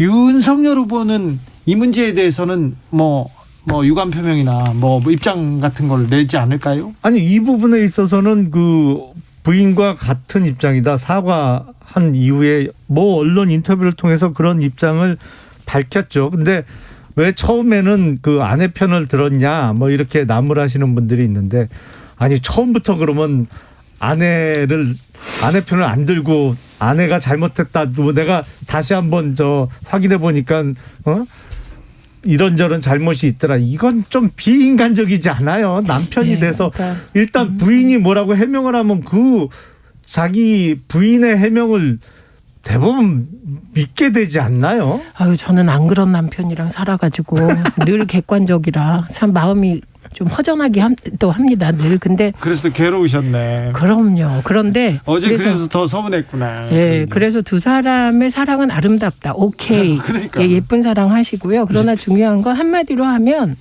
공허한 사과, 뒤늦은 사과로 윤석열 후보의 최대 가치인 공정이 무너져가는 상황이다. 이것만은 분명한 것 같습니다. 중도층 그리고 젊은 층에서도 윤석열의 공정 이 부분에 대해서는 굉장히 좀 의심받는 것 같습니다. 글쎄 그게 근데 대부분의 경우에 특히 결혼 전에 어떤 일이 있었는지는 사실은 말해주지 않으면 모르죠. 그리고 그걸 물어봐도 그 배우자가 하는 얘기를 대부분은 믿게 돼요. 그건 처음부터 의심하거나 뭐 증거 내놔, 뭐 너 뭐 이거 가져와, 저 확인 자료 가져와, 이렇게는 부부 사이에 그렇게 대화가 오고 가기는 쉽지 않죠. 그런 의미에서 윤석열 후보도 미처 실상을 다 파악하지 못했던 점이 처음에 있었던 것 같고, 뭐 저도 그렇습니다만 사실은 과거에 어떤 배우자와 관련된 일은 살아가면서 차차 알게 되는 경우가 많이 있잖아요. 알겠습니다. 이태만님 집에 있는다잖아요. 이제 짜증나니까 다른 얘기합시다. 네. 얘기합니다. 자, 김건희 씨의 사과가 반전의 계기가 될지 2부에서 찾아뵙겠습니다.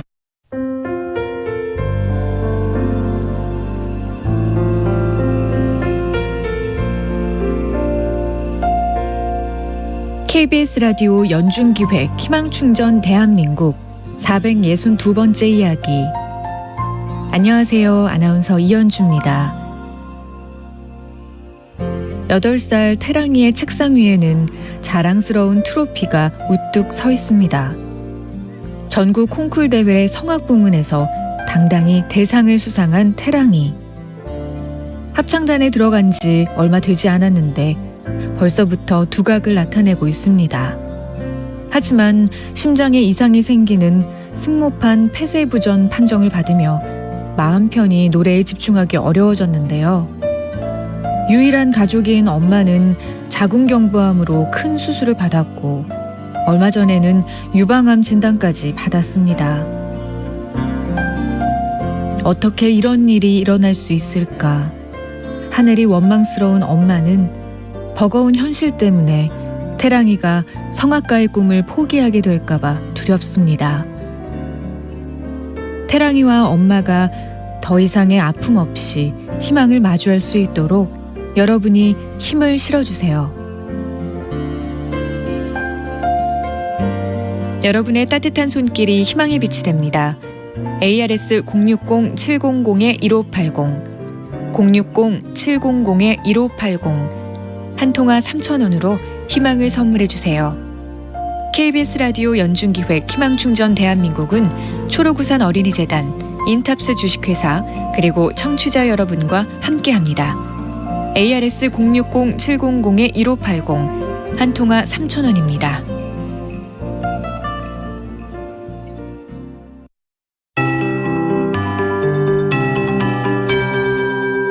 KBS 58분 날씨. 현재 춘천과 울릉도, 청주, 홍성 등에 약하게 눈이 내리고 있습니다. 오늘 밤부터 내일 사이 주로 충청도에는 눈 오는 곳이 많겠습니다. 그리고 경기 남부 등에 약하게 눈이 날리는 곳이 꽤 있겠습니다. 내일은 대부분 맑은 뒤에 낮부터 구름량이 늘겠습니다. 영동 지역은 종일 대체로 맑겠고 호남과 제주는 구름량이 많겠습니다.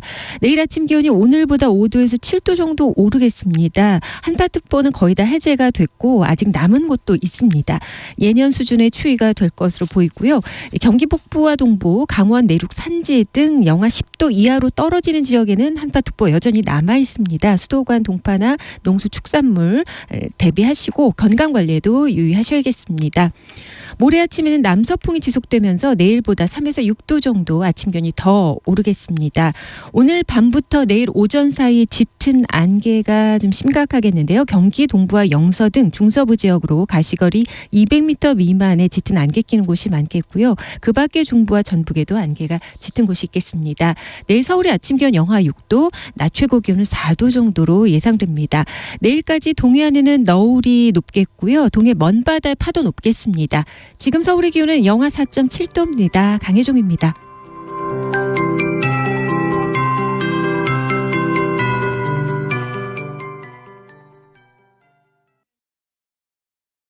정성을 다하는 국민의 방송 KBS가 6시를 알려드립니다. AM 711kHz, FM 97.3MHz, KBS 1라디오입니다. HLKA.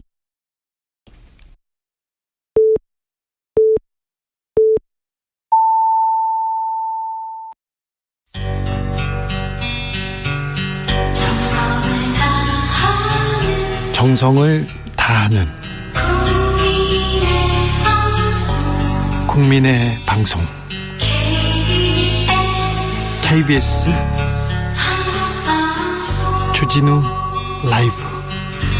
그냥 그렇다고요. 주진우 라이브 2부 시작했습니다. 지역에 따라 2부부터 함께 하시는 분들 계시죠? 어서 오십시오. 잘 오셨습니다. 라디오 정보센터 잠시 다녀오겠습니다. 조진주 씨. 코로나19 방역 조치로 피해를 본 소상공인에 대한 방역지원금 지급 첫날인 오늘 접수 시작 5시간 만에 18만여 명에게 1,800억 원 넘게 지급됐습니다.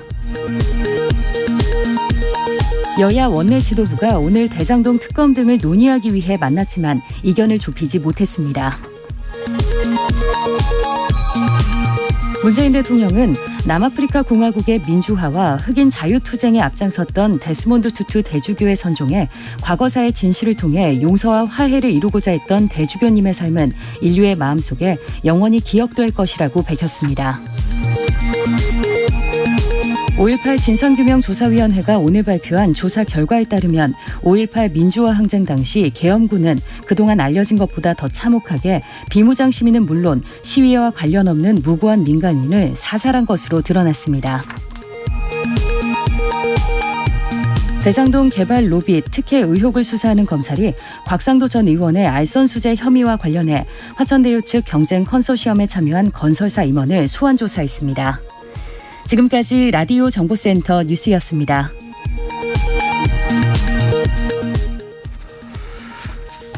정치적 원의 시점 이어가겠습니다. 김용남 특보를 윤리위에 제소한다는데 이거 왜 그런 거예요? 이유나 좀 알아야 되겠어요. 일단은 지난주 화요일 날 이준석 대표가 두 번째로 국민의힘 선대위를 또 뛰쳐나갔잖아요. 네. 그러면서 이제 소위 그 윤핵관이라고 누구누구를 지목하면서 그때는 이제 장제원 의원을 공격했죠. 공격했죠. 그래서 제가 그 다음날 수요일 날 뭐 언론하고 인터뷰를 하면서 누구나 친한 사람 가까운 사람은 있는 거 아니냐. 그러니까 윤석열 후보도 뭐 측근이라고 불리는 사람이 있는 거고 이준석 대표도 대표 돼갖고 저 취직시켜주고 월급 주고 이런 사람들 소위 그것도 얘기하자면 이준석 핵심 관계자들이 있는 건데 왜 누가 누구하고 친하다는 것 자체로 자꾸 그 사람들이 없어져야 된다고 공격을 하냐. 그건 잘못된 거 아니냐 그런 취지로 인터뷰를 했더니 상식적인데요? 그게 마음에 안 들었나 봐요. 아 그래요? 그러니까 본인 얘기로는 옛날에 당대표는 5명씩 취직을 시켰는데 자기는 2명만 시켰다는 취지거든요. 근데 제가 과거의 당대표보다 더 많은 사람들을 취직시켰다고 얘기한 게 아니거든요. 그러니까 새로운 자리 만들어서 취직시켜준 사람 있지 않냐 이준석 대표도. 그럼 그건 이준석 대표 측근 아니냐. 그 부분 가지고 지금. 네, 그러니까 뭐 오해를 한 건지 모르겠는데. 어떻게 보셨어요, 최민희 의원님? 저는 김용남 의원이랑 토론을 많이 해서 정이 들어가지고 일단 김용민 의원을 누가 제소한다니까 싫더라고요. 김용남도 아니 김용남 그리고 그 내용이 네. 김용남 전 의원께서 뭐 잘못을 크게 했나 봤더니 사실은 그 정도의 말싸움, 사실 말싸움 정도거든요. 네. 그래서 좀 이상하고, 근데 지금 그것만 이상한 게 아니라 가장 이상한 게 이게 우리가 선거가 네거티브로 흐른다고 걱정하지 않습니까? 네. 그런데 네거티브가 선거의 본질이 돼요. 이유가 왜 그러냐? 선거가 정파끼리 나누어서 여야가 나누어서 한 자리에 놓고 너 죽고 나 살자 싸우는 거니까. 그렇죠. 그러니까 상대방 죽이려면 네거티브 하는 겁니다. 그러니까 네. 이게 안 좋지만 본질 중에 하나예요. 네. 두 번째 내로남불합니다. 그게 선거의 속성이에요. 세 번째가 피할 건 피하고 알릴 건 알린다. 네. 이걸 멋지게 홍보라고 하는데 이게 보통 너 죽고 나 살자의 싸움이 여야 간에 벌어지는데 네. 지금 국민의힘은 너 죽고 나 살자 식으로 네.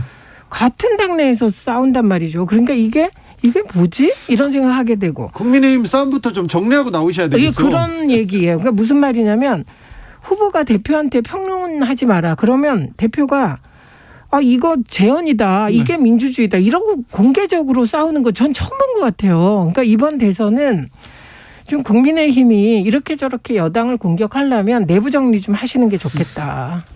저희도 그게 제일 정말 환장할 지경입니다. 네. 왜냐하면 그 당대표가 특히 대선을 70여일 앞두고 민주당이나 상대당 후보에 대한 공격에 집중해도 시원찮을 판에 자꾸 내부 총질만 하니까 그거 하지 말라고 얘기를 한 건데. 네.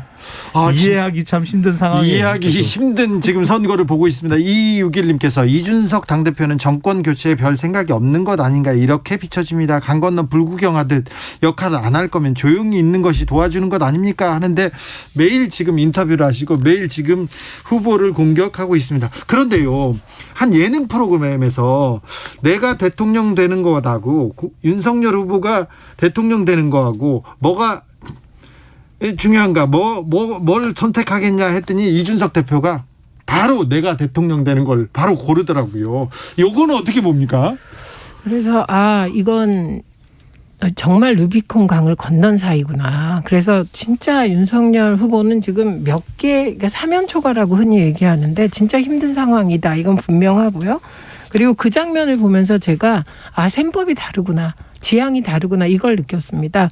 그래서 이준석 대표는 다음 지방선거와 차차기 대권을 누리고 다음번이 차기잖아요. 네. 그러면 그 다음, 그러니까 차차기 대권 행보를 시작했구나. 이거를 고발언으로 느꼈어요, 저는. 네. 그래서 뭐 지금 본인이 뭐 후보 바꿔도 본인이 될 가능성은 없잖아요. 피선거권이 아예 헌법상 없죠. 예. 그러니까 이게 차차기 대권 행보를 벌써 시작했구나. 그리고 뭐 이 비슷한 질문을 어딘가에서 했어요. 근데 그것도 부정하지 않았어요. 그러니까 대통령의 뜻이 있냐 비슷한 질문에 대해서 부정하지 않는 걸 보고 이건 정말 전대미문의 상황이다. 이렇게 생각했습니다. 사람이 벼락 출세를 하다 보면 객관적으로 상황을 못 보는 경우가 생기나 봐요. 사실은 지난 전당대회에서 뭐 좋은 표현이지만 혜성처럼 등장해서 당대표가 됐어요. 네. 30대 당대표가 됐는데 네. 우리 헌법상 40세가 넘어야 대통령으로서의 피선거권이 있잖아요. 그러니까 네. 어차피 이번 선거는 아예 출마가 불가능한 상황인데 뭐 정치인으로서 5년 후에 대통령을 꿈꾼다? 꿈은 꿀 수 있죠. 네, 근데 꿈꾸는 일은 자유고요. 그 꿈을 꾸면서 이루고자 하면 현실에서 좀 주위 사람들 적어도 당내 국민들의 인정을 받을 만한 언행을 하면서 해야 되는데 지금 보여주는 모습은 자기 정치를 해도 어느 정도지 유분수지 뭐 다 많은 사람들이 이렇게 느낄 수밖에 없는 상황이거든요. 646 제가 보면서 이제 사람이 망가지는 경우를 몇 가지 봅니다. 어떤 사람이 계속된 실패로 망가지는 경우가 있어요. 좌절하고 망가질 수가 있죠. 근데 다른 케이스는 뭐냐면 자신의 자질이나 역량을 뛰어넘는 너무 큰 성공을 거두거나 너무 큰 벼슬을 갑자기 하는 경우에 망가지는 경우를 종종 봐요. 왜냐면 그걸 지탱할 힘이 없거든요. 역량이 안 되거든요. 소년급제 망한 사람들이 좀 많이 있죠. 근데 제가 보기에 이준석 대표는 한때 국민의힘의 구세주였습니다. 그렇죠. 얼마 전까지만. 그래서 저는 세상 모든 사람의 역량이라는 게 그 상황에서 순기능도 하고 역기능도 하는데 그 국민의힘의 구세주일 때 이준석 후보는 순기능을 한 거고 네. 지금 이제 대권 국면으로 넘어오면 후보 중심으로 돌아가는 거잖아요. 그래서 저는 이준석이라는 사람을 대표로 뽑고 관리할 역량이 부재한 거다. 네. 국민의힘 쪽 세력이 이런 느낌이고 그다음에 또 하나는 이준석 대표가 벼락 출세다. 거기엔 동의 안 합니다. 왜냐하면 이준석 대표가 2012년에 비대위원으로 픽업된 이후로 거의 10년 동안 그때 비례대표를 받을 수도 있는 사람인데 비례대표를 안 받고 10년 동안 정말 TV 토론부터 모든 토론을 나가면서 단련돼 와서 그건 아니고 오히려 벼락 출세라면 갑자기 검찰총장 그만두시고 네.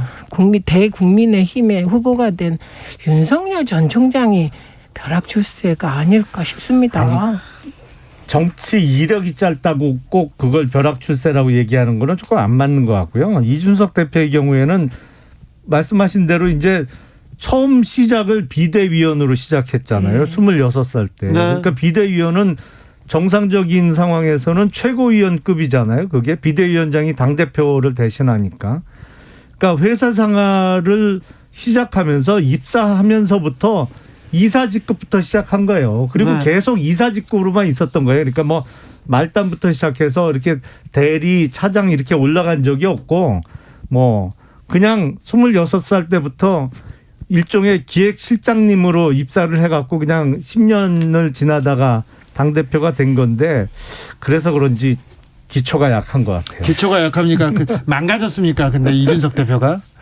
그래서 어쨌든 그건 본인 하기 나름이겠죠. 어쨌든 앞으로라도. 제가 드리고 싶은 말씀은 내부 정리하시고 네. 나오시는 게 네. 좋겠다. 아무튼 이겁니다. 당대표하고 후보하고는 좀 정리하셔야 네, 되겠어요. 네, 네, 네. 저희도 정리하고 싶어요. 네. 어떻게 정리하고 싶습니까? 잘. 네, 알겠습니다. 3007 안으면 따갑고 던지면 터지는 김종인 합법 아닌가요? 얘기도 하고요. 6466님, 김용남 의원님 속상하시겠어요. 잘 말씀하셔서 오해 푸셨으면 좋겠습니다. 4414님, 커플티가 다 가짜였나요? 네, 커플티 입을 때는 좋았는데, 네, 그 다음부터는, 네. 그것도 너무 촌스러웠어요, 티가. 네. 좀 안 어울렸어요. 네, 윤석열 후보의 안 어울리고 빨간... 이준석 대표한테만 어울렸어요. 네, 솔직히. 네. 네. 투샷이 이제 이준석 대표한테 가 있었습니다. 9589님 국민의힘식 뉴 노멀입니다. 좋아 보입니다. 여기서 얘기합니다.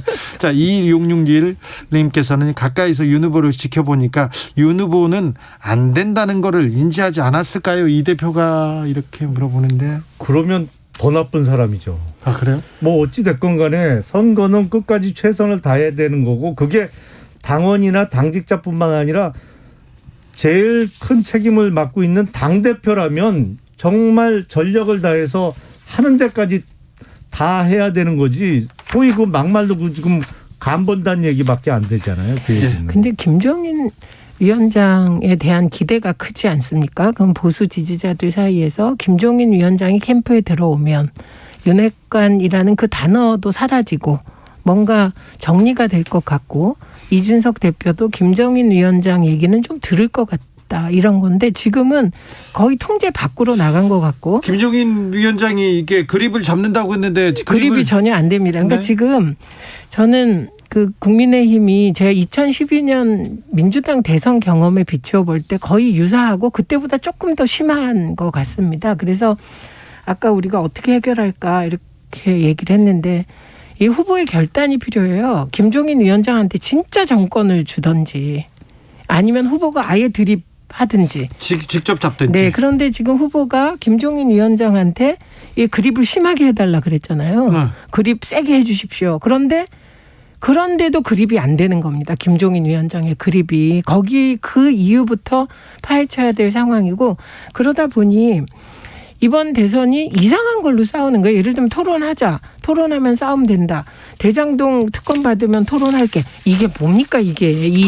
이 3단 논법 자, 너무 이상하잖아요. 정책 토론을 많이 하는 게 별로 도움이 안 되는 것 같다. TV 토론 무용론을 했는데 무용론이라고 비춰질 말을 했는데 이 부분은 좀 잘못된 언행 같습니다.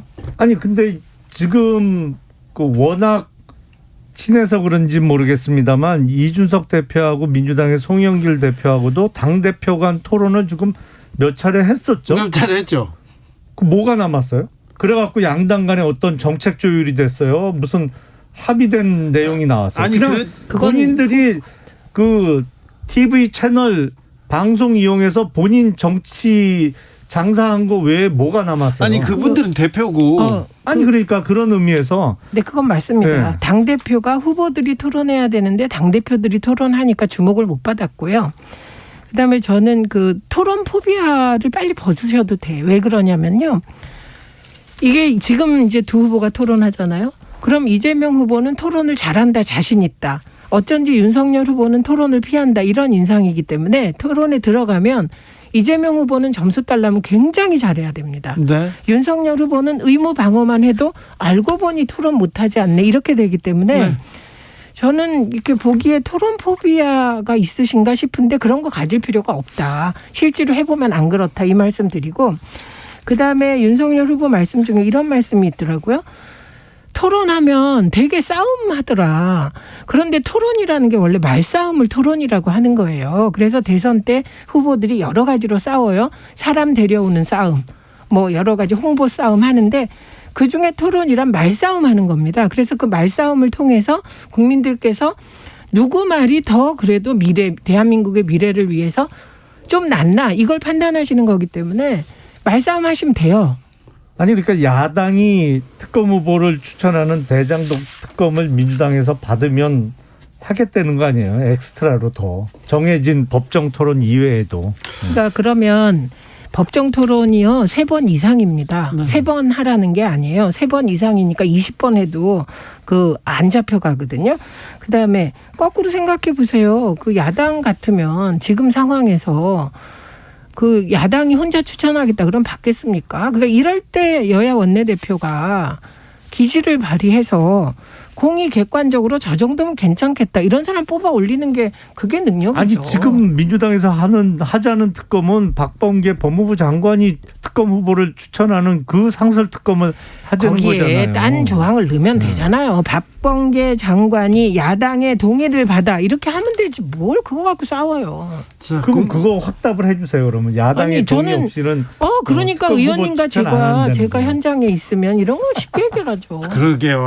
빨리 최민희를 빨리 국회로 보내야 되겠어요. 이번에 복권도 되셨는데 그러니까. 법무부 장관으로 보내드려야 되겠네요. 최민희, 김용남이 국회에 있었으면 해결될 일이 많았네. 네. 자, 국민의 알 권리 그리고 정책 검증을 위해서 좀 책임 있는 자세를 보여야 됩니다. 굳이 이렇게 뒤로 이렇게 빠질 필요 없어요. 변병우님께서 토론 후의 판정은 국민이 합니다 얘기했고요. 조현수님께서 토론으로 세상을 바꿀 수는 없지만 토론 없이 세상을 바꿀 수는 없습니다. KBS 열린 토론의 모토입니다. 네. 자, 주식 얘기 안 해요? 주식 얘기해야죠. 주식 얘기해야 되는데 주말에 경제 유튜브에 이재명, 윤석열 후보가 나란히 나왔는데 굉장히 좀 화제였나 봅니다. 그런데 어떻게 보셨습니까 혹시? 예, 봤는데요. 예. 사실은 그 유튜브가 작년부터 해서 그 소위 대박이 난 유튜브 채널이잖아요. 요즘은 주식 관련된 것에 그 정보에 굉장히 많은 사람들이 관심이 있습니다. 예, 그래서 그 양당 후보가 나란히 출연을 했고 또 윤석열 후보 같은 경우에는 그 관련해서 주식과 그 증권 관련해서 오늘 또 공약도 발표를 했어요. 네. 사실은 증권거래세 폐지 문제도 있고 지금 소위 그 우리나라의 개인 투자자들이 가장 열받아 하는 부분이 있는데 상장 회사들이 돈만 되는 부분을 딱 물적 분할해 갖고 따로 별도 상장하는 거. 네. 이게 이제 국내 모 재벌들도 하고 있죠. 많이 하죠. 최근에 완전 유행이에요, 이게. 예. 근데 이거 제가 알기로는 세계 어느 나라도 상장 회사를 이렇게 하는 경우는 없어요. 정말 그 기존의 주주들, 그러니까 오너 빼고는 다 손해 보는 거거든요. 이게 네. 거의 대부분의 경우에. 예. 그래서 그 부분에 대해서도 제도 개선책을 내놨고 뭐 요 부분에 있어서 가장 요 며칠 동안 핫한 것 같아요. 주식 증권 요 관련된 부분. 근데 이재명 후보께서 이제 그 유튜브 채널에 출연하셔서 코스피 5천도 어렵지 않다. 뭐 이런 말씀을 하셨어요. 근데 사실 이거 저는 5천 아니라 10,000도 만들 수 있어요. 코스피 20,000도 만들 수 있어요. 김용남이 되면 2만 됩니까? 방법을 알아요. 방법 어떻게 해요? 인플레이션을 세게 일으키면 돼요. 아이고 그러면 또 경제 대책이 부동산이 아니죠. 됐던 주식이 됐던 실물을 무조건 갖고 있어야 살아남을 수 있기 때문에 네. 주가가 팍 이렇게 수직 상승할 수밖에 없거든요. 이거는 공약이 안 된다 이 얘기를 하시려고. 아니 그런데 문제는 의원님, 뭐냐면 이제 저도 말 이재명 좀 후보가 할게요. 이런 말씀을 하시면 진짜로 그렇게 만들까봐 겁이 나요. 예. 인플레이션 세게 일으켜서 이렇게 만들까봐. 그러니까 추진력이 있다. 그래서 꼭 할 거다. 그건 좋기도 하고 나쁘기도 아니 할 것 같고요. 인플레이션을 어쨌든 세게 일으키는 게 뭐가 좋아요. 어쨌든 절대 해서는 안 되지. 아니 그걸 좀 안 들으신 것 같은데 내용은 이거였습니다. 대한민국 기업들이 디스카운트 돼 있다. 그래서 대한민국 기업들이 정당하게 평가받았을 때 지금 그 디스카운트 된 게 몇 분의 몇으로 보면 4,500도 가능하다 이 얘기였고요. 그래서 그건 뭐 가능하다는 거지 그걸 정책으로 하겠다까지 하지 않았고 어쨌든 3% 나간 이후에 윤석열 후보가 주식 관련 공약 내놓은 거 긍정적으로 평가합니다. 근데 현재 조회수 보니까 이재명 후보가 196만, 윤석열 후보가 136만 이렇네요. 어쨌든 결국 조회수로 일정 부분이 판가름 나는데 이재명 후보는 대박 난 것 같아요. 그리고 이 자체가 대박인 게 삼나구라는 말이 생겼습니다. 3%가 나라를 구했다. 이게 무슨 소리냐면 너무 토론을 안 하다 보니까 두 후보에 대해서 알 길이 없다. 그런데 주식은 내 이해관계가 직접적으로 이해관계에 직접적으로 이렇게 영향을 주는 건데 이 부분에 대해서 두 후보의 입장을 알게 됐다. 준비 정도를 알게 됐다. 그래서 삼나구라는 표현이 생겼습니다. 그러니까 여기서 국민의힘이 좀 받아들여 주셔야 될 것은 국민들이 이렇게 토론하는 걸 보고 싶어 한다. 근데 이건 토론도 아니고 그냥 인터뷰였거든요. 그래서 좀 이런 기회를 국민들에게 주시면 좋을 것 같습니다. 굳이 토론을 피할 이유가 없지 않습니까? 국민의힘에서. 피하는 게 아니고 대장동 특검을 제대로 민주당에서 받으면 바로 한다니까. 아니 의원님 그 말 하시면서 좀 스스로도 이상하시죠? 무슨 대장동 특검하고 그 대권 후보 TV 토론이 그게 맞바꿀 대상입니까? 차라리 뭐 양평 특검하고 대장동 특검 이럴 거면 좀 모르겠네요. 심각한 문제인데 지금 검찰이 뭉개고 있으니까 지금 대장동 관련해서 관련자들이 그 갑자기 돌연히 사망하는 분들이 계속 나오고 수사는 전혀 진척이 안 되고 있기 때문에 국민 여론상 지금 특검이 필요하다는 여론은 대단히 높잖아요. 네, 높아요. 높은데 지금 안 하고 있잖아요. 의원님 꺼진 불도 다시 보자. 아주 국힘의 좋은 전략이라고 생각합니다. 그런데 그러면 전 제일 궁금한 게 곽상도 의원은 기소됐어 안 됐어? 50억 클럽은 어떻게 됐어? 박영수 전 특검 어떻게 됐어? 이게 또 궁금합니다. 돈의 흐름. 빨리 특검도 하고 토론도 하고 그랬으면 좋겠습니다. 강병재님께서 준서가 호미로 막을 거 포크레인으로도 못 막는다. 윤 후보 다 주고 너만의 세력을 만들자. 정치판이 이렇게 비열하다. 준석이가 무너지는 게 가슴 아프다. 이렇게 얘기해 주셨고요. 박성철님께서는 자살률은 그 나라의 현재요. 출생률은 그 나라의 미래다. 좀 더 정치인들아 생각 좀 해라. 이렇게 그 두 가지 기준으로 놓고 정말 암울한데요. 네, 그러게요. 정치적원의 시점 여기서 마무리하겠습니다. 김용남, 최민희, 김용남 두 분 감사합니다. 고맙습니다. 정치 피로, 사건 사고로 인한 피로, 고달픈 일상에서 오는 피로. 오늘 시사하셨습니까? 경험해보세요. 들은 날과 안 들은 날의 차이. 여러분의 피로를 날려줄 저녁 한 끼 시사. 추진우 라이브.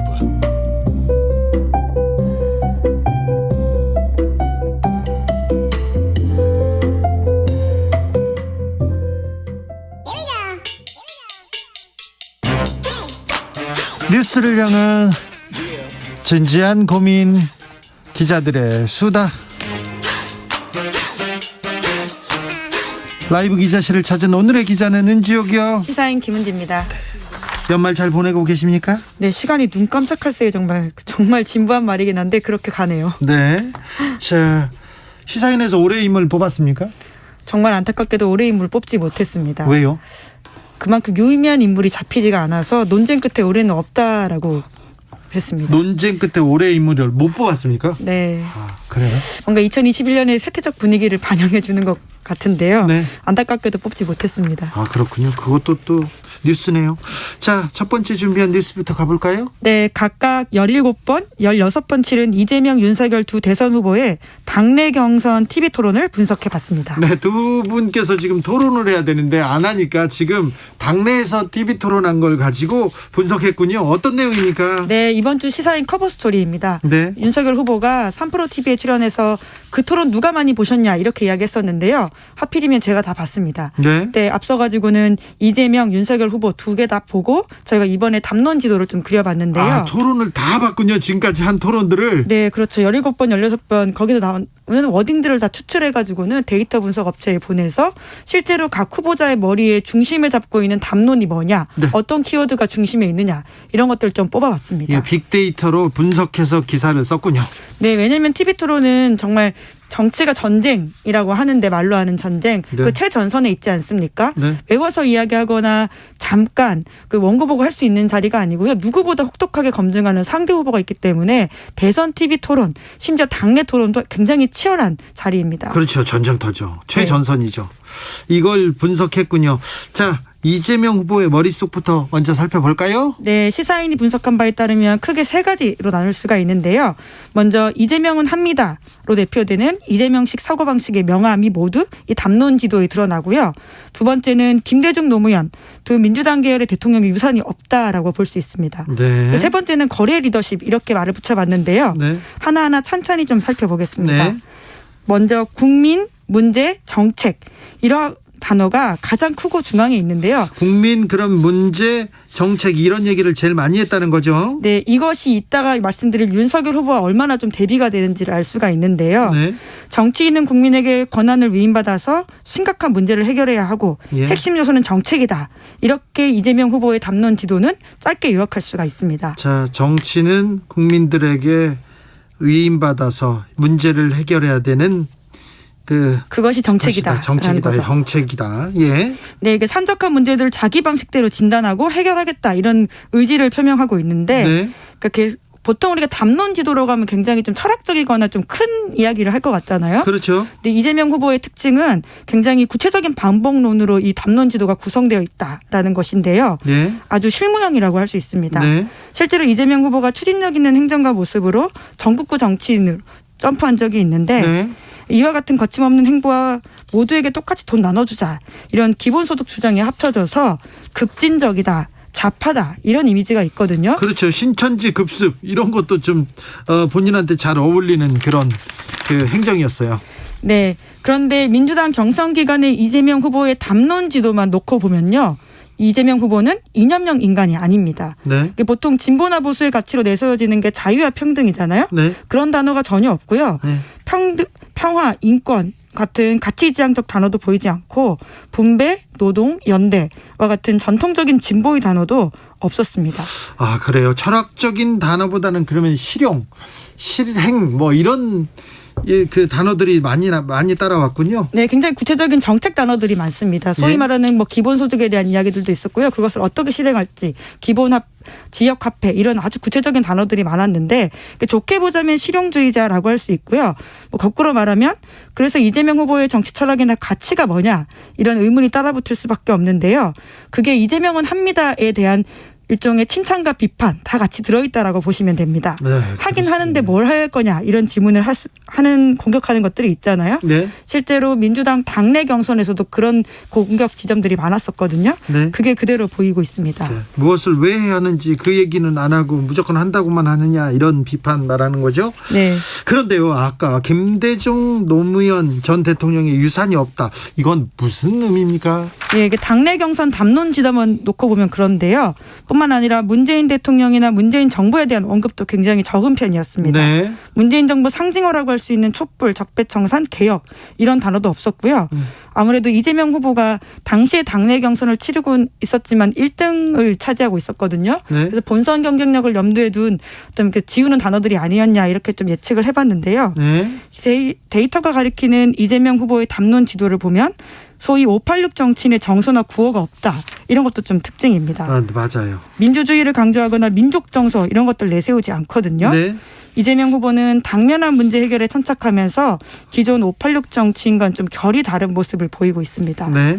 그 소위 이제 민주당에서는 586 정치인과 보좌진 관계가 정치적 동지로 보이지 않습니까? 네. 근데 이재명 후보는 사업상 동업자 비슷한 느낌을 준다. 이런 것들인데요. 그러니까 주고 받고를 명확하게 하는 이재명식 실용주의 혹은 현실주의적 인식이 담론 지도에 보인다라는 건데 특히나 부동산 이슈를 다룰 때도 공공의 이익이 된다. 이런 점들을 굉장히 강조합니다. 네. 핵심이라는 단어가 이익이라는 건데요. 네. 대가를 약속하면서 권한을 위임해달라. 그러니까 일종의 거래 리더십을 보인다. 이렇게 그렇죠. 해석할 수 있습니다. 그럼 나한테 자리를 주면 내가 이거 해결하겠다. 해주겠다. 예. 네.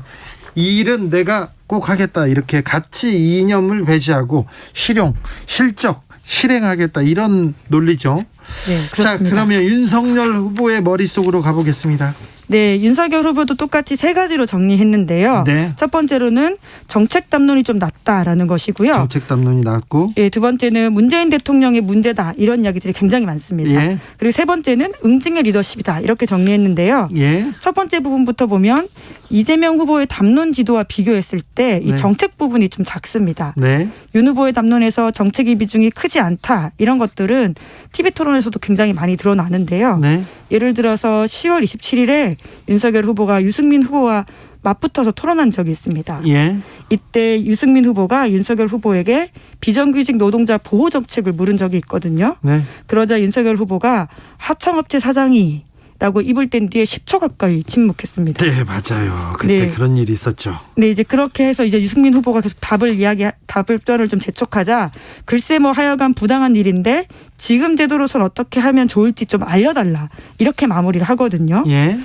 정치 신인이다라는 점을 감안해도 노동 관련 정책이 빈약하다 이런 것들이 그대로 드러났는데요. 예. 정책 담론 중요도가 떨어질 뿐만 아니라 강론도 좀 빈약하다라고 하는 게 이번에 담론 지도에 드러납니다. 네.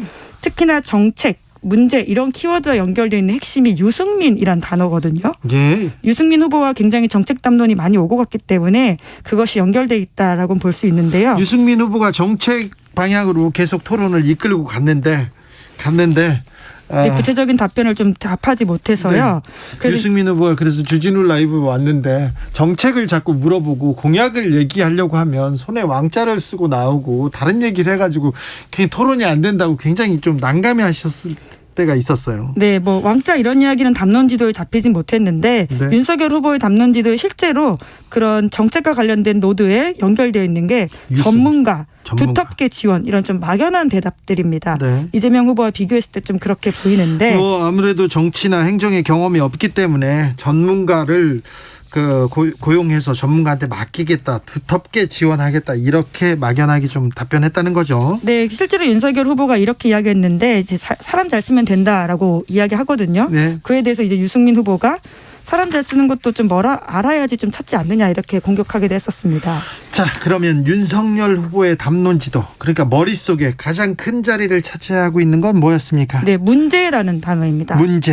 네, 그러니까 문재인 정부 때문에 이 모든 문제들이 있었다라는 생각들이 핵심에 자리 잡고 있었다라고 하는 게 네. 이번에 저희가 데이터로 분석한 담론 지도에 있습니다. 네. 적어도 당내 경선 당시에서는 그러한 이야기를 굉장히 강조했었고 그것들이 드러난다라고 볼 수 있는데요. 네. 소위 반문재인 프레임을 강화하면서 토론 내내 자기 이야기들을 펼쳐나갔습니다. 네. 실제로 분석 결과 윤석열 후보는 당내 경선 당시 발언들은 문재인, 정권, 불의, 위선 이런 단어들이 쭉쭉쭉 연결이 되거든요. 약탈 계속 좀 머릿속에 남아 있습니다. 네, 실제로 더불어민주당이나 문재인 정권은 불이하고 위선적이다 이렇게 단정적으로 이야기하면서 그것에 대한 응징, 조치라는 단어들을 언급하는데요. 그래서 저희가 조치. 네, 이재명 후보의 거래의 리더십과 비교해서 이러한 윤석열 후보의 리더십은 응징의 리더십이다라는 좀 담론을 붙여봤습니다. 네, 가장 뼈아픈 패배를 안긴다 이런 얘기를 한 것도 기억나는 거 보면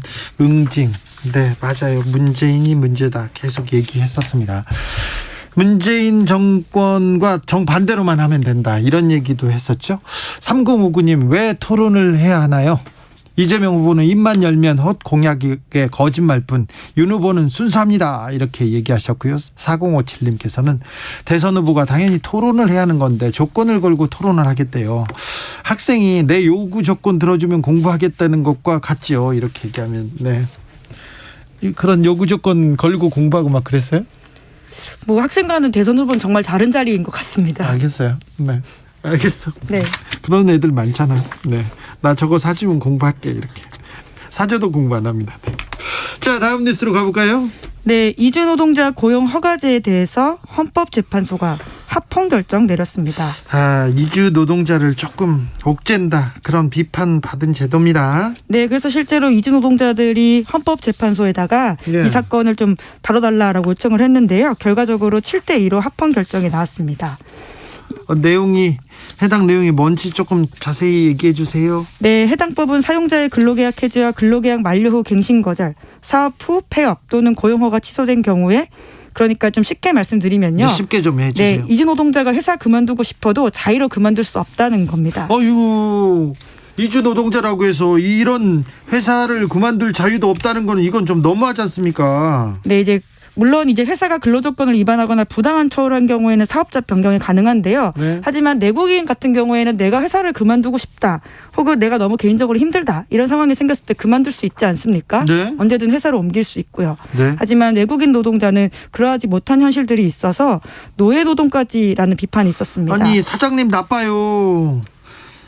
이주 노동자들이 한국에 와서 가장 먼저 배우는 게 사장님들한테 욕을 듣는 거, 욕을 배운다는 거 아닙니까? 그래서 조금 이거 잘못됐다. 그래도 잘못됐다 항의할 수 있고 그만둘 수 있어야 되는 거 아닙니까? 네, 이제 산재당했는데도 보호장구 지급하지 않거나 계속 일하게 하는 회사 등에 시달렸다라고 주장하면서 그런 노동자들 많았어요. 네, 지난해 3월 달에 이주 노동자 일부가 헌법 소원을 했거든요. 그런데 왜 헌재는 이렇게 판결을 한 겁니까? 네, 7대2로 다수 의견이 일종의 고용자 편을 들어준 건데요. 네. 최근에 불법 체류자가 급격히 늘어났고 외국인 근로자의 효율적인 관리 차원에서 사업장의 잦은 변경을 억제하고 취업 활동 기간 내에 장기 근무를 유도할 필요가 있다. 그러니까 현실적으로 필요한 제도다 이런 거죠. 아이고. 예, 그런 식의 현실론이 이겼다라고 볼 수 있고요. 이에 대해서 반대 의견 낸 두 헌법재판소 재판관이 있습니다. 이석태, 김기영 재판관인데요. 네. 이 두 사람은 외국인 노동자와 내국인 노동자 사이 근로조건에 차별을 둘 필요가 없다라는 것이 핵심 논리라고 볼 수 있는데요. 네. 외국인 근로자의 사업장 변경을 제한함으로써 내국인 고용을 보호한다는 것은 합리성이 없다라고 지적을 하기도 했고요. 이게 논리적인 것 같은데. 네, 또 내국인 근로자가 스스로 안전과 건강을 지키기 위해 취업을 기피하거나 직장을 이탈할 수 있는 것처럼 외국인 근로자도 열악한 환경의 사업장에서 이탈할 필요가 있다 이렇게 판단했습니다. 하지만 이 의견은 소수였기 때문에 받아들여지지 못했습니다. 지금은 법이 이렇게 판결이 났지만 또 나중에는 시간이 지나면 어떻게 바뀌게 될지 좀 지켜봐야 될 것 같습니다. 외국인 노동자들이 이제 이주 노동자들이 한국에 들어와서 일을 하는 게 당연한 거고요.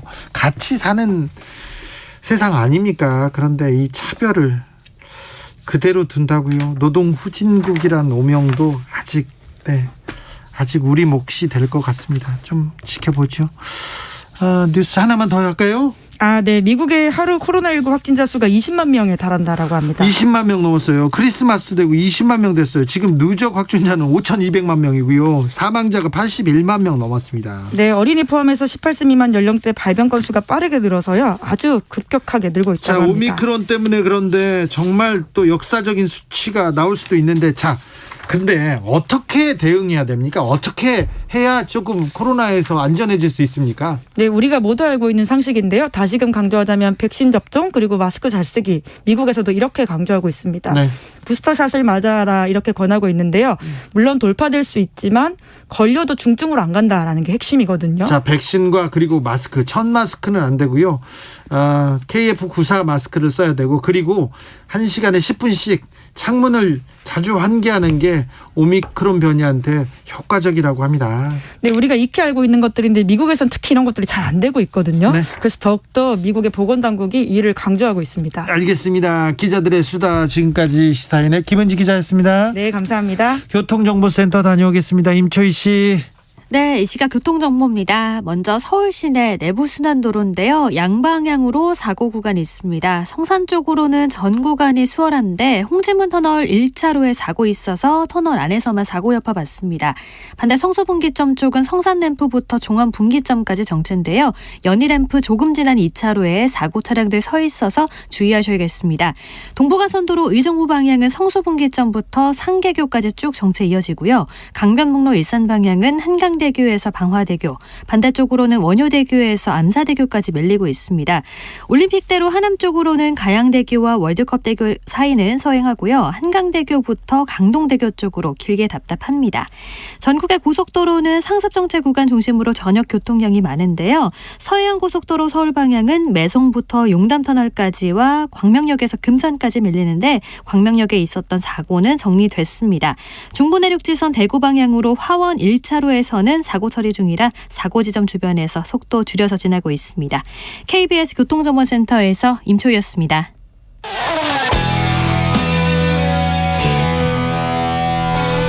스치기만 해도 똑똑해진다. 드라이브 스루 시사 주진우 라이브.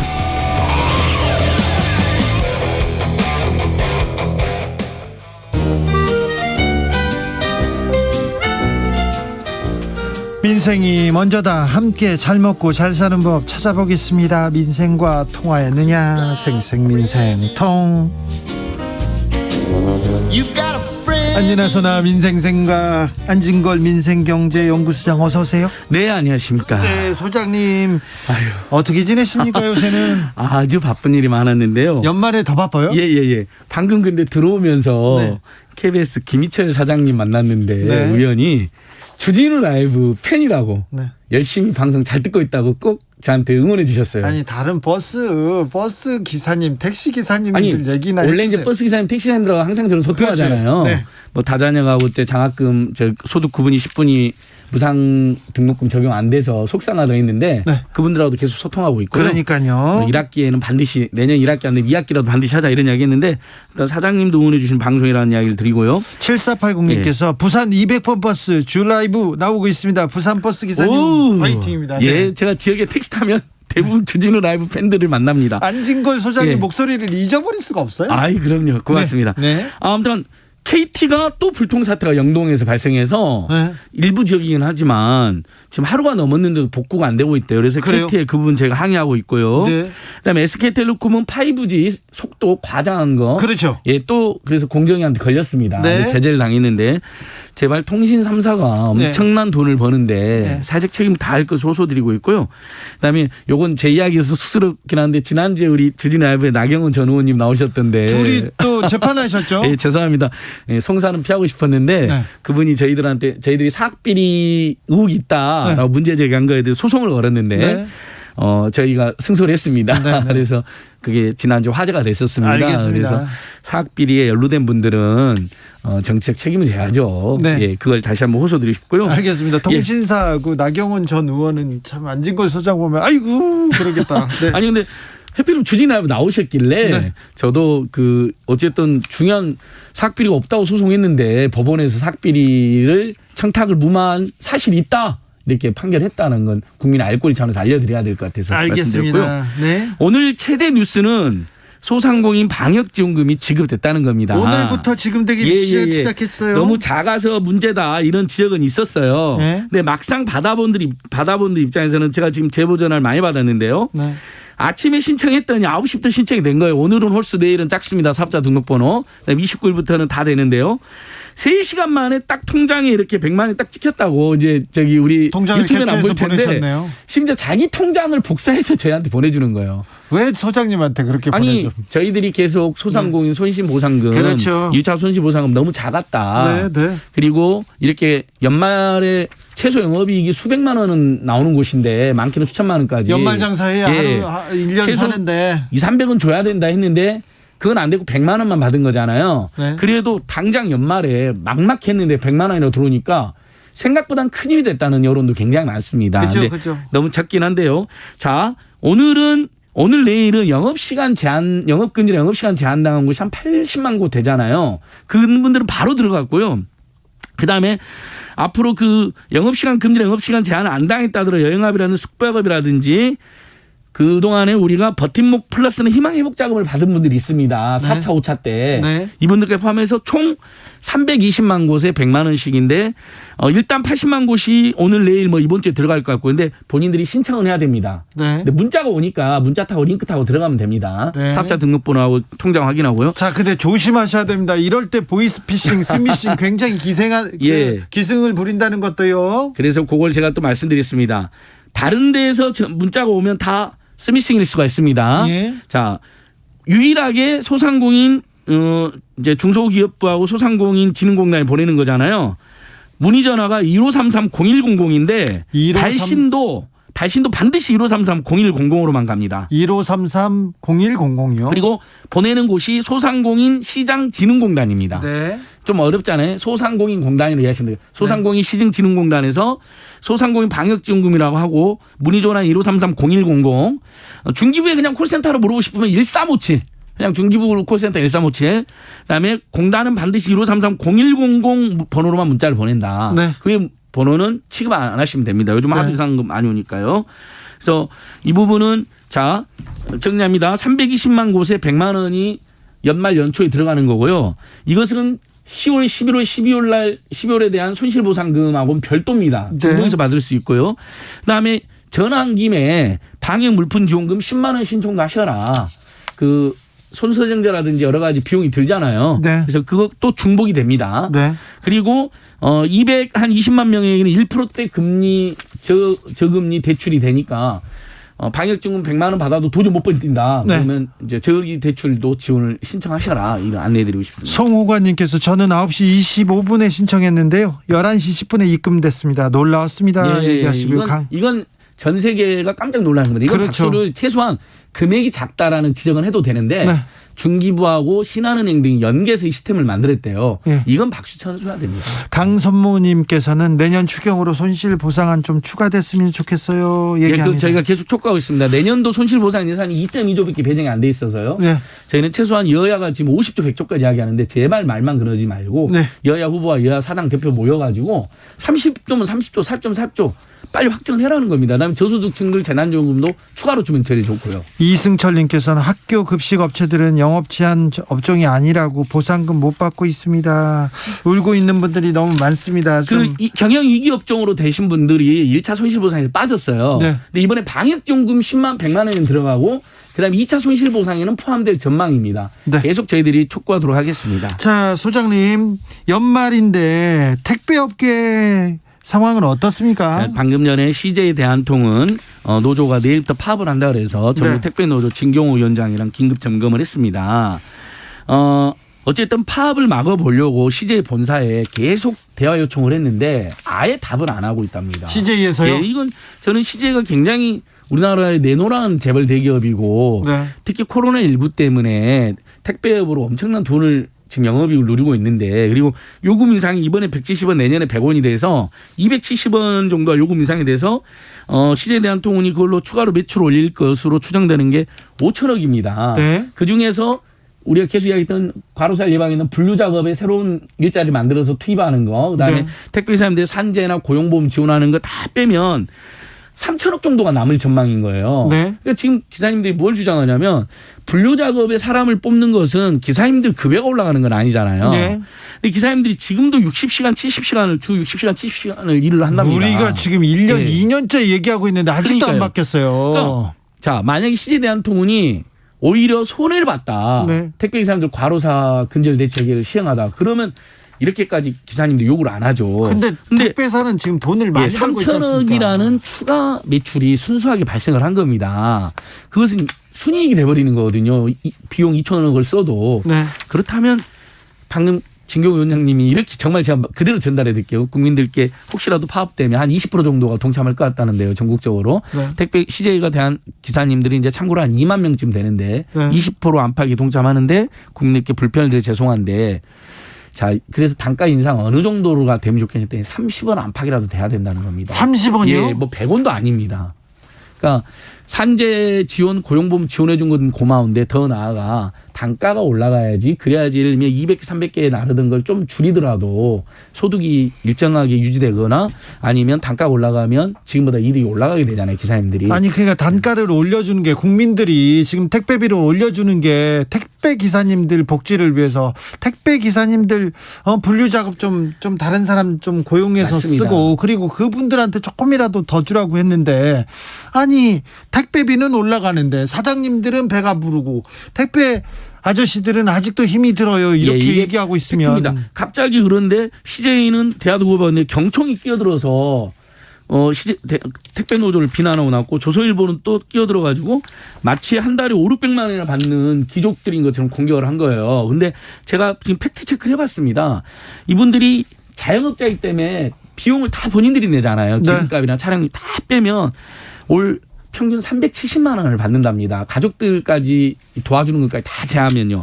근데 업무 시간이 60시간, 70시간이면 370만 원이면 최저임금 수준입니다. 최저임금 프로 조금 더 받는 거거든요. 네. 그러니까 자꾸 예를 들면 처음에 그러니까 비용 제하기 전에 받는 것으로 계속 음해를 해가지고 택배 노조가 과도한 요구를 한다는 식으로 경총이나 조선일보가 끼어들었는데 그러지 않았으면 좋겠습니다. 알겠습니다. 네. 생생민생통 오늘도 감사합니다. 안진걸 소장님이었습니다. 예, 감사합니다. 감사합니다. 오늘도 수고하고 지친 자들이여 여기로 오라. 이곳은 주기자의 시사 맛집 주토피아 주진우 라이브. I messed up tonight. I lost another fight. I still messed up. 느낌 가는 대로 그냥 고른 뉴스 여의도 주필. 코미디언이 대통령 되더니 코미디가 된 우크라이나 현실 국민일보 기사입니다. 지금 우크라이나의 전쟁 위기가 고조되고 있습니다. 지금 러시아에서 군인들을 막 그쪽으로 보내고 있고요. 이게 우크라이나가 나토 가입 움직임을 두고 지금 러시아와 지금 협상 와중에 있는 일인데요. 좀 외교적으로 굉장히 미숙함을 보이고 있는데 그런데 이 전쟁 위기에 방어선을 지키는 국방부와 외교부 핵심 포스트가 장군이나 장관이 아니라요. 코미디언과 배우, 연출가들이 지금 차지하고 있기 때문이라고 합니다. 집권 세력이 너무 부패하고 무능하자 우크라이나 국민들은 정치 경영력이 전혀 없는 코미디언을 참신하다. 참 저 사람 정치인보다 낫다 하면서 청렴하다 하면서 대통령으로 뽑았어요. 기억하십니까? 옛날에 그 국민의 종이라는 거기에서 드라마에서 대통령 역을 맡았던 코미디언 젤렌스키가 2019년 4월에 대선에 출마해서 대통령이 됐습니다. 불과 몇 달 만입니다. 몇 달 만에. 그래서 환호하고 인기도 많았는데요. 그랬는데 이분이 국가안보보좌관, 국가정보국의 수장을 어떤 사람을 했냐면요. 자기하고 오랫동안 일했던 시나리오 작가, PD를 거기에다 시킨 거예요. 그러니까 개콘 말하자면 개콘의 개그맨이 대통령이 되더니 개콘 작가를 지금 국가안보보좌관, 국가안보국, 그러니까 안보정보보국, 그러니까 국정원장에 PD를 막 시킨 겁니다. 대통령 실장은요, 영화 제작자, 그리고 국가정보국장, 이것도 뭐 국정원에 굉장히 높은 사람인데 여기는 또 자기네 스튜디오, 그러니까 자기네 소속사 대표를 이렇게 했다고 합니다. 그리고 대통령 보좌관은 여기는 시나리오 작가, 이런 분들이 막 해서 정치가 한편에 코미디 드라마 같다고 합니다. 전문가 없는 정치, 정부, 외교관도 외교관 없는 외교부, 장군 없는 군지휘부, 언제 붕괴할지 아무도 모른다고 걱정하고 있다고 합니다.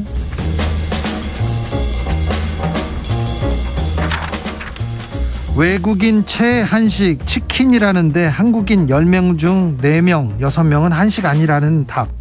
연합뉴스 기사입니다. 양념치킨 한식으로 생각한다는 비율은 50%가 좀 넘었습니다. 근데 프라이드 치킨은 한식이라는 답변은 10명 중 3명 정도밖에 안 됩니다. 외국인이 한국에서 어떤 음식 제일 좋아하세요? 그러면 한국은 치킨이죠 이렇게 얘기했는데 한식진흥원에서 조사를 해봤더니 아무튼 양념치킨은 그래도 한식인데 프라이드 치킨은 한식이 아니라고 국민들이 보고 있는 것 같습니다. 한식이라고 생각하는 음식 뭐예요? 그러면 김치가 가장 높았습니다. 거의 100%에 가깝고요. 된장찌개, 부침개, 잡채, 김밥, 삼겹살, 호떡, 호두과자 이거 한식이지 이런 얘기를 했습니다. 한국 치킨 참 맛있는데 한국 양념치킨은 한식으로 생각하고 후라이드 치킨은 한식이 아니라고 국민들이 생각하고 있다는 거 참 신기하네요. 아무튼 치킨 좋아요. 네, 맛있겠다. 네. 린미와 감자의 치킨 들으면서 저는 여기서 인사드리겠습니다. 양념치킨은 한식이고 프라이드 치킨은 한식이 아니다 이렇게 생각한다고 신기하네요. 돌발 퀴즈의 정답은 망원경이었습니다. 저는 내일 오후 5시 5분에 돌아오겠습니다. 지금까지 주진우였습니다.